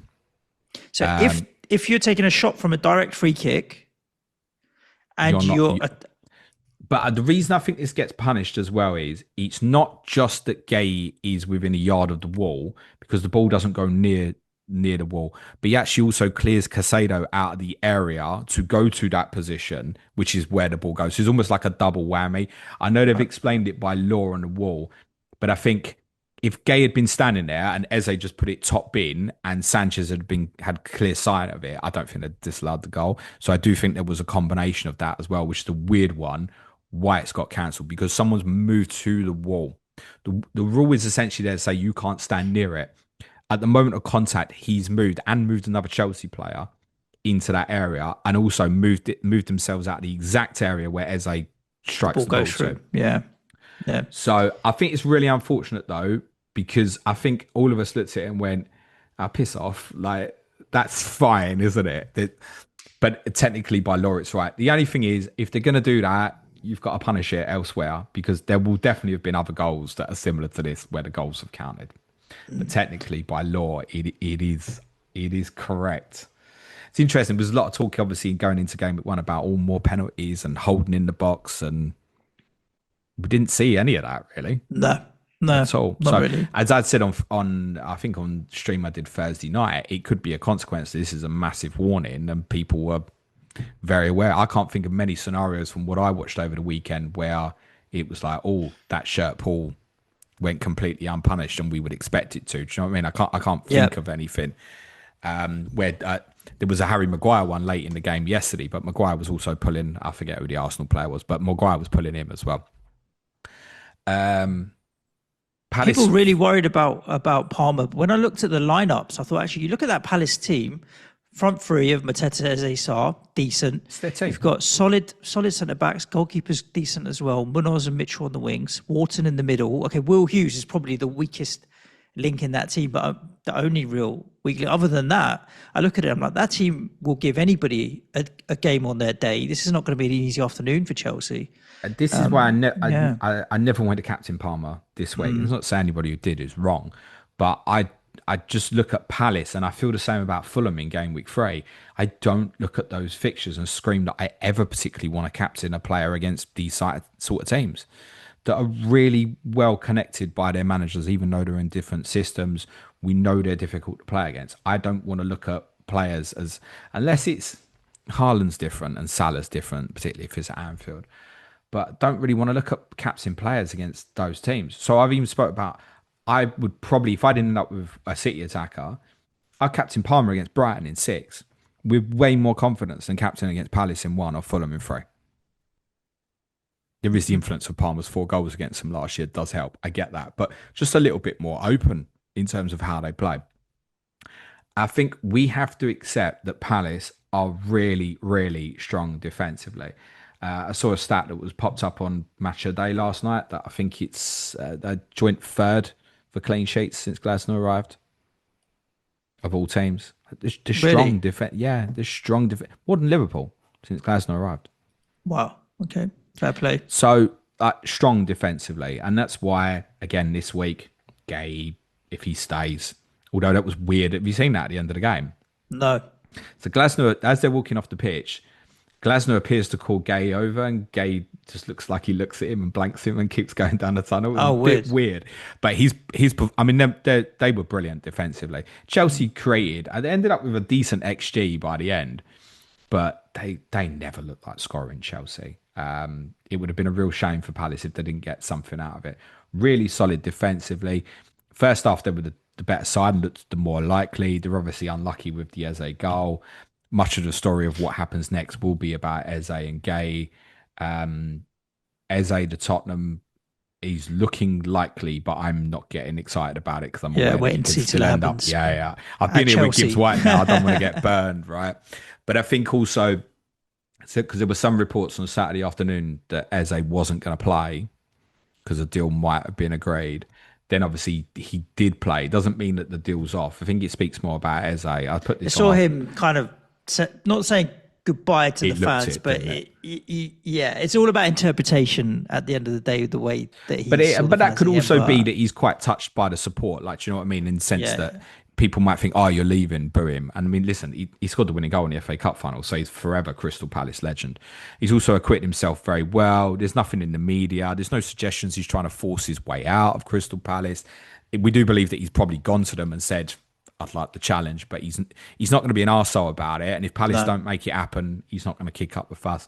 He's conducting himself absolutely brilliantly. And he comes across as a great human. You could go down a manhole of finding some brilliant Ebe Eze stories in terms of stuff he's done for charities and stuff like that as well. He's a great bloke. And I think until a deal is agreed, he'll keep playing for Crystal Palace and he'll keep doing his best for Crystal Palace. And same with Gay. Gay obviously has the luxury position where he's like, well, I've got the power here. Last year, my contract, so if I stay, I stay. It feels. I think Liverpool after Friday might come back to the table, though. And obviously for Palace, if those 2 players go, that's going to be very, very difficult to replace them, particularly going into a European campaign. And I suspect that late in the season, Crystal Palace's priority will be what's happening in the Conference League. That doesn't matter now for fantasy.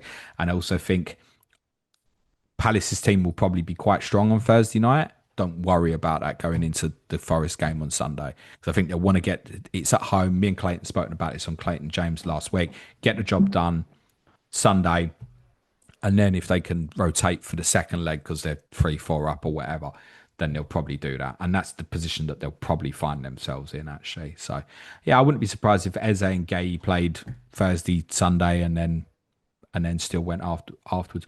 I would say if Eze leaves, that does make the prospects of Mateta and Sarr for a free hit this week not as good. Yeah. Even if it's just from the perspective that Eze absorbs other people towards him, because you don't want to get left isolated 1v1. Spaces will be hard to find for those two players if he goes. Eze, you cannot pick on a free hit. Particularly, it's what I said last week. You could have a scenario where deadline goes. Remember, it's a Friday deadline again this week. And then, right, Saturday, deals agreed, he's gone. So, and you can just make sure you've got like a really good first sub, but it's probably not advisable under that circumstance. For Chelsea, I mean, people losing their minds with Chelsea would just look at the fixtures and say, oh, yeah, it's West Ham this week. Fine, just hold. If they don't do well against West Ham on Friday night, then I can understand people really getting itchy feet, particularly with Cole Palmer.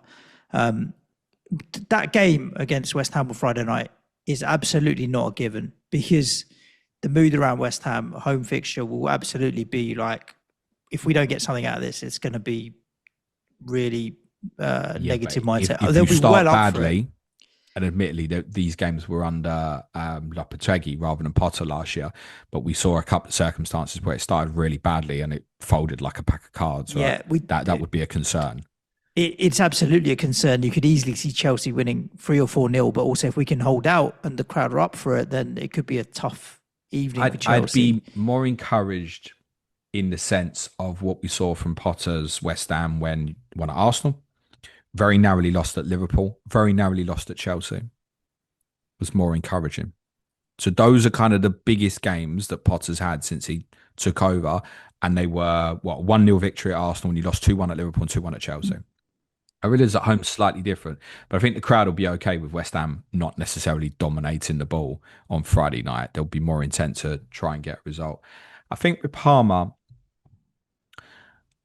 Chelsea were trying to build into what they do quite a lot, which is almost like a 3-1, 3-3 or 3-1-6 essentially. So most teams want to get to a line of 5 across the attack. Chelsea more like a 6. And I think there's a consequence of that because it was against the Palace back 5 quite a lot. So you're trying to make a numerical advantage where you're forcing to get down the sides of the 2 central midfield players or forcing the centre-backs to come out. Palace was so well drilled that they didn't have a problem with it. West Ham, Chelsea might have a little bit more joy. But the consequence when Chelsea try and build the line of 6 is Palmer ends up more deeper and more central.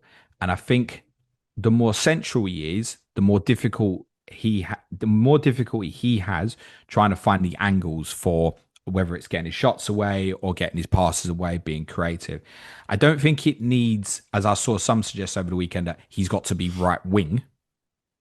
I don't think it needs to be that. It needs to be in between, in those half spaces. So even if it was the line of 5, if he's between, let's say, Neto on the right and João Pedro as the 9, and Palmer's operating in that right half space, and you've just got Fernandes operating in there, and then say it's Caicedo, Lavia behind, then I think that's fine for Palmer.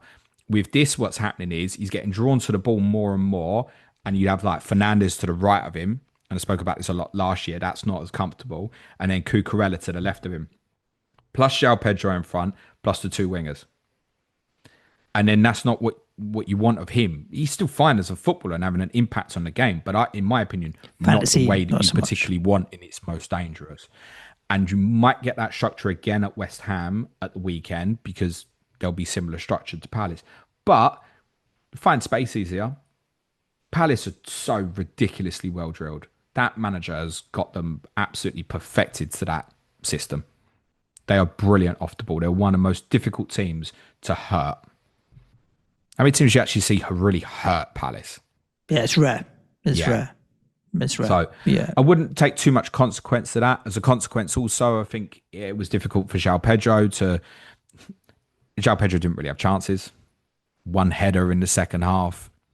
It's fine. He'll remain first choice. Was worth saying Jackson is available after suspension this week. I thought Achiampong, who played centre-back, did really well, and that was a blow for those who read Maresca's comments about playing Tosin as the central centre-back and build up and his importance, and then ripped up their teams, put him in, and then he was injured. You've been really, really unlucky there, because there's no doubt that he would have played. On that system we saw yesterday, good news for Cucurella, but I do have a suspicion that might not last as we move forward. But he still could be a bit of a bonus magnet and stuff. Chelsea defenders won't pick up many DEFCONs. So like Cucurella's got his 9-pointer from being top bonus. And he did create the chance for Andre Santos really late in the game. Palmer and João Pedro are not ruled out for me this weekend in terms of free hit. Yeah, I mean, they absolutely shouldn't be, based on the opposition that they're coming up against. Let's see how you can fit them in. I probably will have one defensive between Munoz, Lacroix, I think. Offensively, no, because I'd just be very conscious that Eze might go on like the Saturday. Yeah. Let's talk about Forest 3, Brentford 1. I mean, James, you talk about West Ham's midfield being a bit toilet. If Brentford end up with the midfield of Jensen, Yarmouk, and let's say Carvalho, or even like whichever of those attackers you want to say slotting in, that's as toilet, mate, because they had nothing in that middle of the field. Like Sangare and Anderson as a two controlled the midfield against all of Brentford so easily. They just dominated that first half, like in every aspect of the game. Well, you watched it, so you tell me, how bad were Brentford? Toothless, really. Like I didn't see any of the front.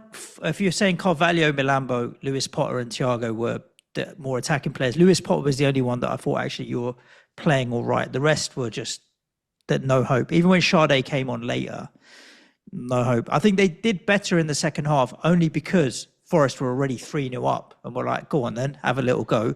But Milenkovic and Murillo and Aina and that were just bossing everything anyway. So they scored because of that unfortunate handball with the penalty.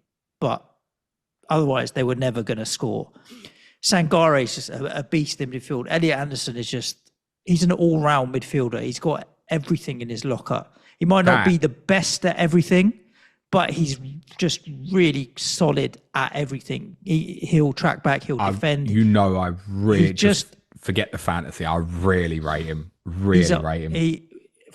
And don't forget the fantasy, because as a result from fantasy, he's going to give you everything. There was that assist is outrageous, mate. Listen, but before that, he took the corner that I mentioned. That was Chris Wood's goal. That because of that ricochet deflection, he's not going to get the assist for.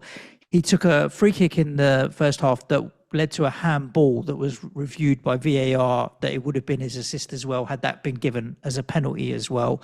He had a shot in the first half that he should have scored as well. He could have been on a 15-20 pointer from this game, and he'd still come away with his 6-pointer. One DEFCON off DEFCON. He was the man of the match for me. I know Wood will get the plaudits because he scored 2 goals. With Elliot Anderson in there, it's just incredible. I thought Gibbs White was creative.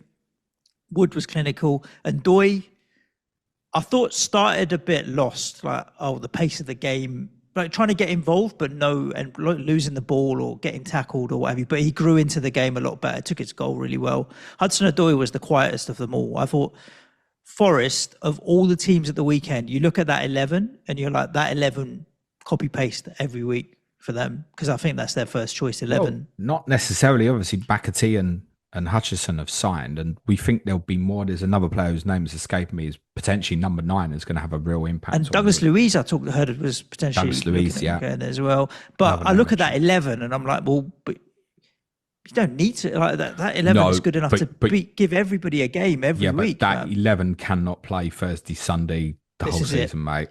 This is it. But I look at that, if all things being equal, transfer window closes tomorrow, that's their first choice 11 and they'll play well every week. Brentford, on the other hand, like obviously the early goal does have an impact on, you're like chasing it a little bit afterwards, but they were shadows, mate. looked physically not strong enough.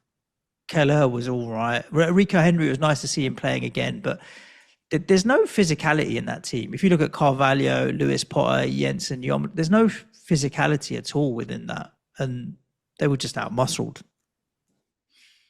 Okay, some takes. The Anderson assist for Chris Wood, you can watch it all day. But I must recommend there's one particular angle, which is actually behind the goal where the Brentford fans are. Long before the ball's gone to Anderson, bear in mind the ball is going towards Forest's goal. Chris Wood starts running towards Brentford's goal. So the pass is magnificent, but the awareness from Wood is outrageous as well, because he's not the quickest, right? Nah. So he gets on his bike early and at the right time, and that's part because he knows the ability of his mate to just play the ball. That is an incredible goal. Just kind of aesthetically is not brilliant when he goes around the goalkeeper, which slightly takes stumbled away from a little bit. It's as an outrageous goal. Wood took his other goal really well, and the Ndoye headed goal was really nice. Brilliant work from Gibbs White. I think if anybody, from what I saw last night, if anybody had concerns about Gibbs White and where it might be at mentality wise, he looked like he was just bang on it yesterday. The bits I saw, Gibbs White and Anderson looked like they had the ball on their own string between them. Like they were so at it. They've got real intensity when those two are at it at their best. I think that needs protection, like a Sangari, to get the best out of that. Forget fantasy for a minute. But that's what you got. It's a 6-8-10 in the ultimate sense. You got a 6 in Sangari, you got an 8 in Anderson, you got a 10 in Gibbs White that are just in perfect sync. That dominate that midfield, and that's what they did. I really hope, and I genuinely think this is possible, that Anderson will be starting for England next summer. I agree. I think we've got a massive midfield problem, and I think he'd be brilliant for us. Him alongside Rice, between the two of them, they could really control games, like more than a Wharton or anybody else within that area. I really think Elliot Anderson has it. Yeah, I think he's got it. And the one thing for Brentford to come in, like Jordan Henderson is not your solution to that physicality problem in midfield. But Jordan Henderson will give them something that's probably was very much missing, I imagine, during that first half yesterday, which is on-field organisational and leadership. Who captained Brentford yesterday? It must have been Collins, I suppose, taking over as captain. I mean, I read a report from one Brentford fan that said that the only player to come out of the game with any credit was Yarmouk, basically, and the rest weren't up to it. It was a surprise to me that Lewis Potter started off the right with Carvalho on the left. Can't say I understand that personally. We've obviously got Kevin Charlotte to come back into this, and they are going to. He's not going to be any help. It's like if you've got no support behind, what's the point of having good attackers? Well, Utara's joining them as well. I think that fee is outrageous personally, but that's just where we're at now. So they're adding a couple of new players. I reckon there'll probably be a bit more for them as well. I think the concern's probably more elements of what you said about the midfield. Yeah.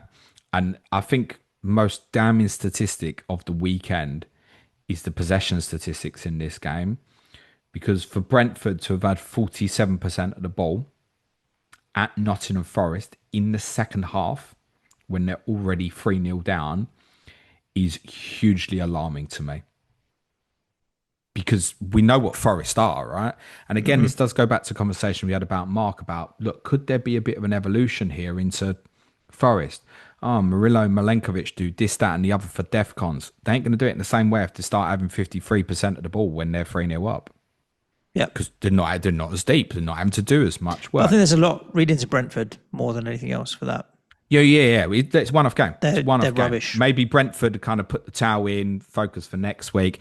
Maybe Forest are purring because it's 3-0 up and it's that comfortable rather than being a 1-0, for example. But I think to have 47% possession at 3-0 down, from 3-0 down, against the team that had the lowest possession in the league last year is alarming, personally. And that means that they've got a lot of work to do, because it means they ain't going to have much of the ball in any game, really. All I thought after this game was, with all this talk about the promoted 3 all getting relegated again and being the favourites to go down. Brentford, Wolves, West Ham. Is it actually Brentford, West Ham and Wolves could be the 3 and they all 3 stay up? Because the 3 of us were that shit in the opening game weekend. Do you know what? Burnley weren't much better. I was about to go with Kevin Keegan on you, mate. But it's not implausible. The fact that Burnley didn't do that great against your lot, and Leeds obviously still haven't played. Let's not jump to it. But that's all I thought. More so with West Ham and Brentford than Wolves, as I didn't watch all of that game. But yeah. My consideration of keeping Watkins on free hit this week would be more to do with Brentford than to do with Villa. Yeah, I agree. That's pretty damning at the moment. Yeah. Cool. Let's talk about the last game, James, which was Manchester just say Vandenberg hit DEFCONs. And I do think if, as and when they improve, I do think, I said this in pre-season, be one to really keep an eye on. I think he's a potential hidden gem there, but I would not be going near it until they improve defensively. You're getting no clean sheets, mate. Well, at the moment, yeah. Cool. Let's talk about Manchester United 0, Arsenal 1. Obviously, the early goal from a corner. United did well, though. Cunha looked lively, though he's not going to play in that striker position for too much longer, whilst we think that Sesko is ready to start. Tough afternoon for United to come away with nothing when they did well. I've got a controversial view on Cunha. Love him as a player, I think we all do. And I know there was a lot of praise for his performance yesterday. I think he is possibly a little bit of a problem fitting in for United. I felt that a lot of the work they did within the front three yesterday with Mount, Bumo and Cunha was to hide up the fact that Cunha isn't as good as pressing as the other two. I felt it was a weakness. Almost like a Haaland City scenario, a little bit, a lighter version. He walks a lot, Cunha. Watch him next time you watch him. He just walks a lot. Messi used to. I mean, he's not that kind of player. But I can't remember who it was, but someone was like, went to training with Messi, and they were like, have you got any advice or whatever? And he was like, walk more, in the sense of just wait. Like, you don't need to be running around like a headless chicken all the time. You just need to run when you need to run. The rest of the time, don't burn excessive energy. No doubt it's about his ability on the ball. Messi is a different level of player, so we can't really do what he does. The run Cunha had in the first half, where he kind of broke straight through. I mean, he's one of the few players in this league that could do that ability to run through people. And he's a great sight when he's at full flow. I mean, the one he had in the second half with a little flick, and then he was kind of holding off Ben White and then play it through to Bruno. You're like, oh yeah, wow, this is a top player. But I just to throw that out there, I have a bit of concern about his fit into this lineup, how they press. And I think there's a consequence that at a time or two, he won't play. And it will be like Fernandes, Bumo, Sesko as like a front three. It's a possibility. I haven't seen enough of Sesko. He's obviously a big lad himself to know how he would fit in terms of the press. And it might be that then they go, right, well, it's Sesko, Cunha positionally, and we'll layer it and back off a little bit more behind the ball. But United tried to be quite aggressive yesterday. And actually, I think most of us would have enjoyed watching United yesterday. I think they can consider themselves somewhat unfortunate not to win the game. Not that it was like worldy save after save from Reijn or near miss after near miss. Arsenal did a lot of very good, I would say, last-ditch moment defending that stopped many opportunities. You'd call it a competitive game. Yeah, I mean, I would say it wasn't the most thrilling on the eye, but it was a very engaging and interesting watch, I felt. Arsenal must take the positive in the sense that it's a difficult venue. I think the going to Old Trafford was at a difficult time with the Cunha, Bumo, rivals, etc. Kind of a more positive air to the atmosphere at Old Trafford. It's a difficult place to win. I think they'd only won there sort of 5 times. They roughly win there like 1 in 5, basically. They weren't good and they've won. And I think United will be good this year. So I think that will get looked back on as a really, really good result. But they cannot win 25 games like that. 1-0 to the Arsenal. I did feel, though, before the weekend that all that matters for Arsenal is get a result and get out. Oh, yeah. And it's fine. That's what I'm saying. You're not, whatever Arsenal might be playing free-flowing and more aggressive in October, November, and you won't remember this. I'm just saying that Arsenal can't continue to just be like that. They have to be better. The result is good. That's the big positive. There was some very good, I think, collective and individual performances defensively, like when it mattered most, the goalkeeper, the 2 centre-backs. But I think a lot of that like in front of that, would still have concerns. I can barely remember Zubimendi making a pass in the second half. I'm sure he did. Odegaard felt like to me like the only offensive Arsenal player that I felt was particularly lively in the game. A lot of it didn't come off, but it looked a little bit sharper. I'd like to see Saka get in positions more where he could cheat. I think it would stop teams being more aggressive against Arsenal as well. I thought Madueke really struggled on that left-hand side when he came on. It's a debut. It's not a big deal. So again, the result is way more important for Arsenal. The interesting one for fantasy probably this weekend now is which three, because there's no way that I'm free hitting without three of them. And the decision, I guess, falls down to 3 of 4. Gabriel, Saliba, Saka, Gyökeres. The inkling at the moment is to probably not go Gyökeres. And that would just because I'd still be very happy with something like Haaland, Evan Nilsson, Watkins. He's probably more the influence on that. All I would say is you'll have much more of a better idea tomorrow, because you need to see Leeds play tonight before you can say, okay, if Leeds are such a shambles defensively, you might be tempted more with Gyökeres. Yeah, but I also know that they'll you ain't gonna. Surely they're not gonna look a shambles defensively against Everton, are they? They'll bring Luca Bijol They'll bring Luca Bijol into the team at the weekend. So I don't know if I'm gonna get. There might be they might have attack that might make you think. And if Jadon Bogle doesn't play tonight, that's going to be a big problem as well. And he might also then be back Saturday because he's very close. So it might be that we spoke about this with Ed in correspondent week. You might have sort of only 50% of Leeds' first choice back for in game 1. You might have 100% in game week 2. So I don't know if I can read too much context from that into tonight. With Gyökeres, he's quite the lad, isn't he? He's got big shoulders and stuff. Yeah, he's physically imposing. Like he bullied defenders in the Portuguese league is how he scored most of his goals. There would be questions how many he's going to bully here. Well, I mean, we know it's a more physical league, but United had quite big centre-backs in Euro and De Ligt and stuff. I think they're physically quite strong anyway. I tell you what's bugging me is, it'll start against Leeds. I don't think there's anything doubt about that, Gyökeres. It's bugging me knowing that on free hit, he should probably go in. That's how it feels. Why is it bugging you? But it's That's like the whole point of a free hit. I would try not to play the game with regrets, right? I don't regret the outcome for me was like bad in FPL this week, right? But again, like if I'd have gone back and made the decisions again, it wouldn't have been like much different. If I don't go Gyökeres and he goes off, I'm going to regret that, and that's bothering me. To get him then. Well, yeah, I know, but it's not that straightforward, is it? In the sense, I'm quite happy with double Arsenal defence, and then I start looking around at other teams and going, "No, it's not right." And it's like it's Gyökeres versus Watkins. Or if I don't go Evan Nilsson, it's like it's only Evan Nilsson and Semenyo. I'm not going a different Bournemouth attacker, so my options are more limited. I would go Watkins, Gyökeres, Haaland on free hit. Yeah, but and then Semenyo.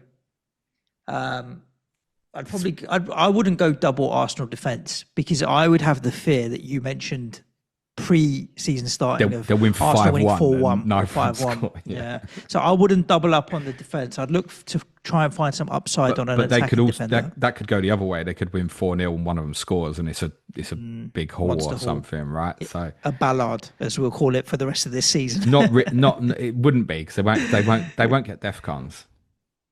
Yeah, unlikely. I think on that, hold fire till obviously afterwards. Any thoughts on getting any Manchester United coverage? No, I mean, I've looked at a couple of drafts where it's like, I land and I've got 9 million left for a player. So it would be sod's law to not go Fernandes and he has a great day at the weekend. To be honest, the choice of Fernandes for me was about having a captain in game week 3. That was the number one choice to go with him. Wasn't really thinking about opening day. It's knowing that with him, any attack in return now could lead to a double-digit haul. That's really how it feels. So I'd be quite comfortable, I think, with him in captain game week 3, even from that deeper position. Otherwise, United probably not. Binder is shite in goal. Sorry. You can moan and whinge all you like about Saliba and kind of, I don't want to say pushing him's not wrong, but let's say moving towards him. Yeah, it was not a foul. Yeah, be stronger, please. And although I know a lot of United fans don't like Onana, I'm telling you that he's better than Bienda. So maybe Alex wasn't wrong all along, because after Amram's comments yesterday, which seemed a bit alarming for Onana, maybe we will get some heating in goal after all. I don't know why they don't break the bank to sort Donnarumma out. I'm not sure that they can. In the sense, it's Manchester United, they spend the money. I don't know if there's something that's limited in terms of the amount of cash up front or something. He's never as black and white as just saying, okay, pay 60 million for this guy. It's about cash up front, what you've got. Are you trying to do multiple deals? In United's case, they obviously want to get Anthony, Garnacho, Sancho, the others out of the club, right? I mean, I would actually say, although yes, they need a new goalkeeper, I think a proper partner for Bruno Fernandes is more important. Casemiro did all right yesterday. He had a real intention to try and get the ball out to the right-hand side as quick as possible. I thought it was a strategy to try and get Bumo at either Calafiori or expose that threat when obviously Calafiori pushed higher on. But Ugarte was terrible when he came on, mate. Really bad, I'm afraid to say. So I think that would be more important. But I think United have an interest in Baleba. That doesn't look like a deal that will happen before the end of the transfer window. It was, by the way, it was interesting that Arsenal picked Calafiori and Ben White at fullback. I was surprised about it. I know Calafiori started the last friendly. I was surprised about it. If I knew Calafiori would play 90 minutes against Leeds, I would go double Arsenal defence and I'd probably go him as one. But I couldn't guarantee it. He could even start and come off at half time or something, it feels like. So, yeah, I think straightforward choice from 4 from the Arsenal players. And on yesterday's basis, Gyökeres won't be one of them. But okay. I have a concern about it. I think I will captain Haaland, I think, at the weekend. Interesting. Good. Okay. I've just been through all the questions that we've had in on Twitter, James. We've covered every FPL related one, which primarily was your Reijnders and Cole Palmer discussion and stuff. Can't believe there's any questions about Reijnders. I'm really Jordan really Williams obviously wanted to know what are your thoughts on Leeds signing DCL. I'm like, he's literally a replacement for Bamford. As someone that spends half their time injured and it's a filler for your treatment room. The physios need a job for something. There's no thoughts on it whatsoever. I would find the signing concerning. I would find the signing concerning from a Leeds perspective because it would signal to me that they don't intend to now go and get another number 9, and I think they need one. The way they play, there's every chance that it will get isolated quite a bit. Something to watch out for potentially with Pirro tonight. Do the wide players and the midfield 3 get close enough to him? And I think Calvert-Lewin's mobility is obviously not what it was. You don't want him isolated. And it's fine. Like, he'll still win the ball in the air for you, but you need something to knock it to. So I'd be concerned about it. I hope it goes well. I like Dominic Calvert-Lewin. He's obviously been really unlucky, and I hope he does well there. And I've got no issue with Leeds, but I don't think that's the profile that I think they should be looking for. And I think they need something that's, I was going to say proven. That's harsh because Calvert-Lewin is proven. But it's not, you ain't going to get 38 games out of it. It's unfortunate. We know that. If you did, then it'd be fine. But they've got to get players closer to him. Me and Clayton will discuss tonight's game on Clayton and James tomorrow. Good. Cool. Righty-ho. That's a wrap on this episode. We've done our 2 hours of nattering on. We've got one more game, which you'll cover off on the Clayton and James show this week. We've got a whole bunch of other content as announced at the beginning. Subscribe. Go on. I was just going to say, I've got one on Blue Sky that we didn't cover off, which is kind of FPL related a little bit. Rob Johns Rovers, thanks for the content as always. Can't understand why Osula didn't get a chance up front for Newcastle. As good as Gordon is, he's not a striker. I thought it was a bit harsh to bring him on 90th minute. Do you think he'll get a chance at Liverpool? No, even less so against an opponent like Liverpool. I think ultimately it tells us that Eddie Howe doesn't trust or believe in the player enough yet. Yeah, I mean, he's a young player, right? Yeah. He's a kid. So you don't want to be chucking him into the cauldron like that and affect his confidence. So, yeah. I think Wissel is looking more and more likely. And I think Wissel actually will do well if he signs for Newcastle because he will get a lot of chances. All right. Simple as that. You can wrap up now. Well, all we need everybody to do is hit the subscribe button or the notification bell, or leave us a lovely 5-star review wherever you are listening to the podcast. If you are enjoying it, we've given you the plug for Patreon. And thank you to all of the new patrons that have joined and subscribed to the show there as well, with the additional content, the Slack community, the fixture planning spreadsheet, the prize leagues, all the other benefits that you get. Anything else, James? Nope. Okay, stay safe. Look after yourselves. Ciao for now. Thanks, everyone. Please be nice to each other and play it your way. Cue music, please, man child.